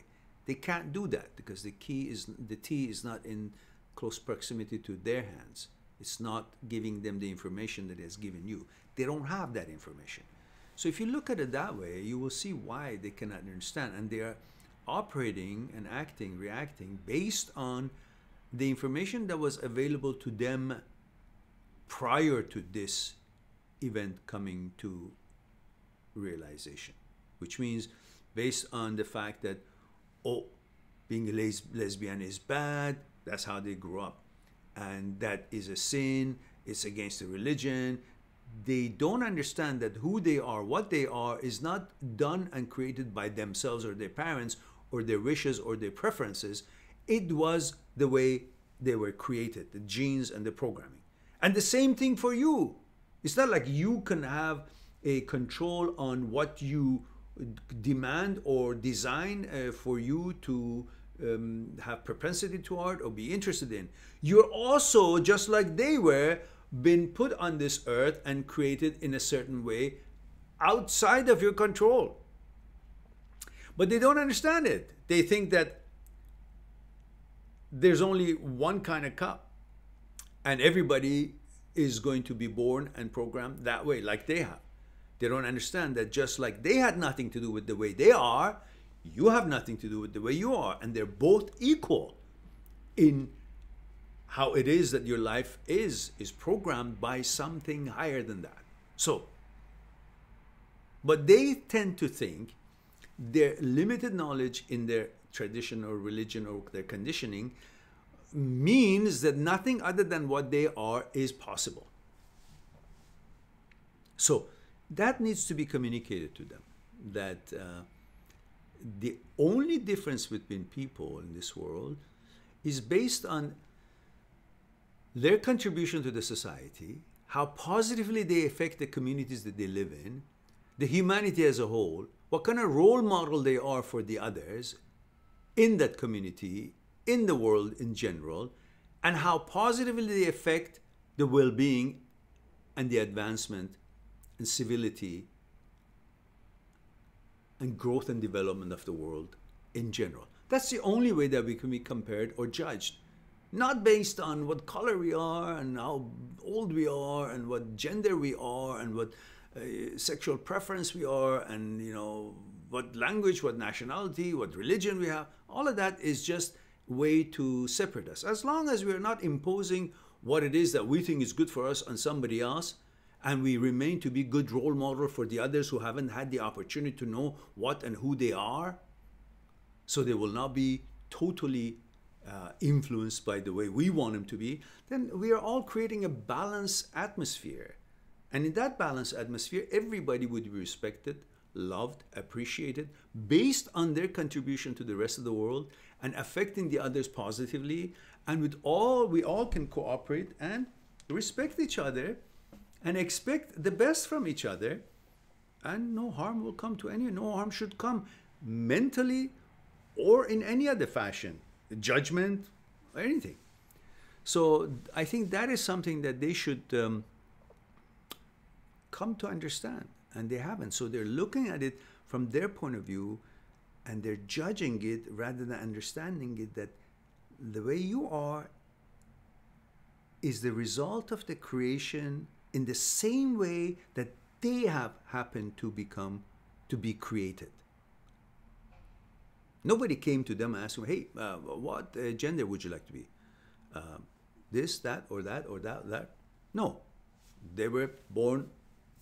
And so the same thing, nobody asks you anything, so they're born. This is your place in this world as a piece of the puzzle, and that is their place, that is everybody else's place. Everybody is a piece of this puzzle of life, and we all are needed and necessary equally to fill this whole big picture of life, an experience of journey of life.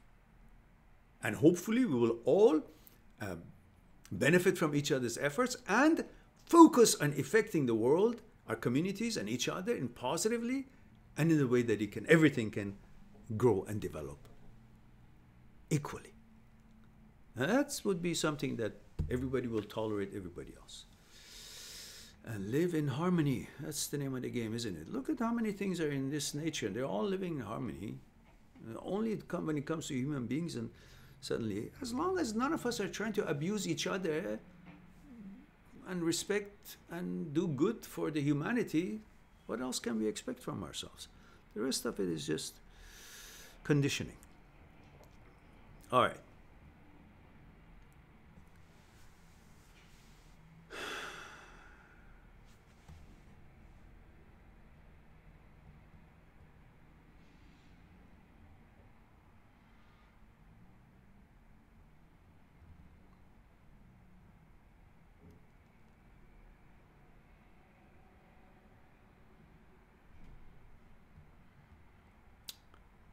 Sandeep Sharma says, hi Mehran, male 25 from India. Oh, you should be sleeping now. Oh my goodness.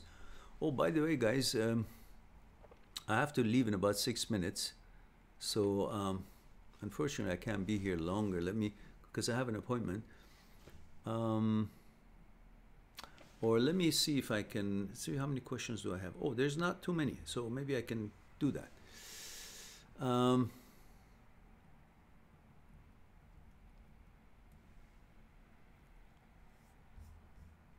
Let me just, one moment.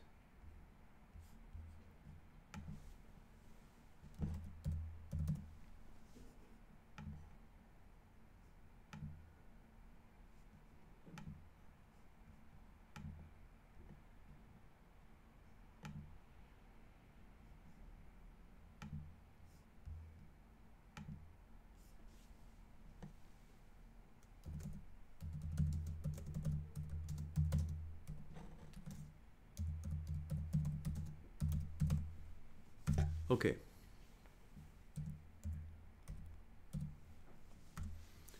All right. Let me get back to you guys. Where was I?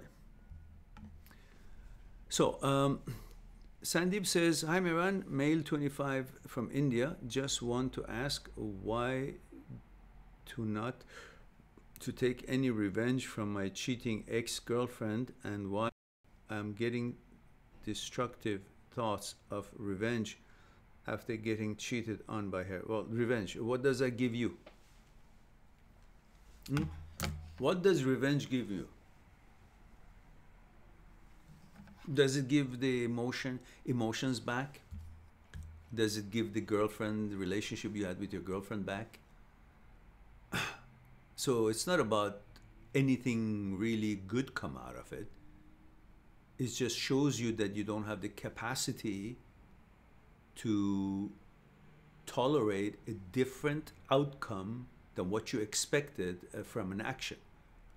Let's say if you go to a soccer game and you're playing and you come even up, or you lose a game, your team loses the game. So what are you going to do?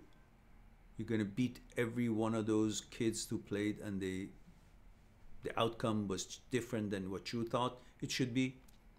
That's revenge. What is it going to give you? Doesn't change the score, does it? No. So what kind of revenge? You're going to badmouth her, or, you know, put some bad words on her, Facebook page?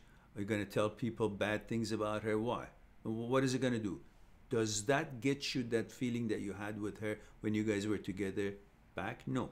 All it makes you look like, you become a person who is in low grade and is fearful, doesn't have confidence, doesn't think he can get another girl. That's why this one hurt her and make her so feel stronger that she actually could hurt you, make you go nuts. Instead, you want to show that, okay, that's part of life, it's part of the game that we play. Sometimes we lose our interest in someone, and sometimes we gain a different interest to another girl. Who knows, maybe what she did was a blessing to her, that you will find a better girl. And you will learn certain things to choose better next time, not a girl that could cheat on you. That's the lesson you should take out of it. But what are you going to do? Revenge. Revenge for what? What does that do? How many times have you seen in history people take revenge and did it ever come to any end? No. Where? Just more disaster, more negativity. You're already in a negative energy because of what she did. Why do you want to create more negative energy? What does it make you feel? Are you going to elevate yourself by taking revenge? What about taking revenge from the teacher that didn't give you A and gave you C because you didn't work hard? Or because your paper that you wrote wasn't good enough? If you go and say something to the teacher or write something bad about him or her, does that going to change your knowledge about that subject? No. So the outcome doesn't change by revenge. And we are not in a war to think about a revenge of some kind. Nobody's coming to territory or take over your brain or your home or whatever you're capable to do and accomplish in life. No, she has got no power like that. It was a relationship, and whatever she did is a shortcoming of hers and a reflection on her, not on you. So she did what she did. In fact, you have taken the revenge already. Why? Because she's the one who cheated and everybody knows it. Or if you don't know it, you know it.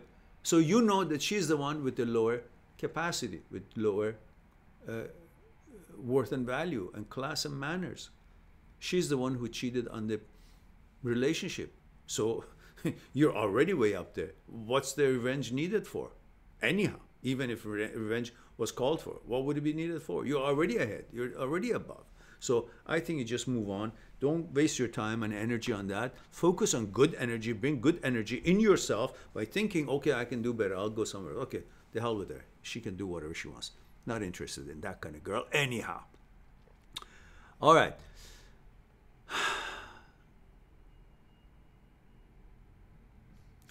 Excalibur says, it's not the law of attraction, it's the law of moving your ass. I almost spilled my magnesium supplement.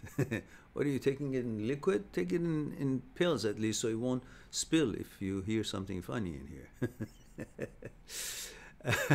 And well done on guessing the joke. I hope you didn't peek at. No, I didn't. Tambi says, Mehran, a lady posted an ad that she wants a real man. An old man on a wheelchair showed up at her door. He said, I'm a man. She said, how come? And you don't have arms and legs? He said, guess how I rang the bell. Yes, I'd heard that before. Lucas says, thank you. I feel a bit better. Good. We're trying to give them some time to come around, but it's been really tough. I'm trying to be strong. Of course. And that's the only way. By patience, strength, communication, bring that knowledge to them. It will take time, but sometimes you might want to write a really civil, cordial, informative letter, and together, or she can do it alone, not together right now, and let them read it. Because when you're in discussion, they either close their mind or they don't want to talk, they leave the room, they get angry, they yell and scream, and they, all that thing. But when you send them a letter, they have no choice by reading it, and there's no chance for them to interrupt you from saying what you're saying. So at least you can communicate that way. And Lucas says, for her and for me. Yeah, be strong, and that will be all work out fine. Eventually it'll work out. There's no other way. Tammy says, thank you, Mehran. Have a good day. And Excalibur says, you caught up, Mehran. Good luck on the appointment, and see you this weekend. Thanks for a midweek session and good night for me. Haha. See you. Let me take care. Okay, guys. Yeah, looks like we all hit it off and we got all the questions answered. And thank you very much for being here. I appreciate it. Hope you guys enjoyed it as much as I did. And I look forward to talk to you hopefully on Friday. In the meantime, I love you all. Take good care of yourself and the others. I'll talk to you soon. Bye for now.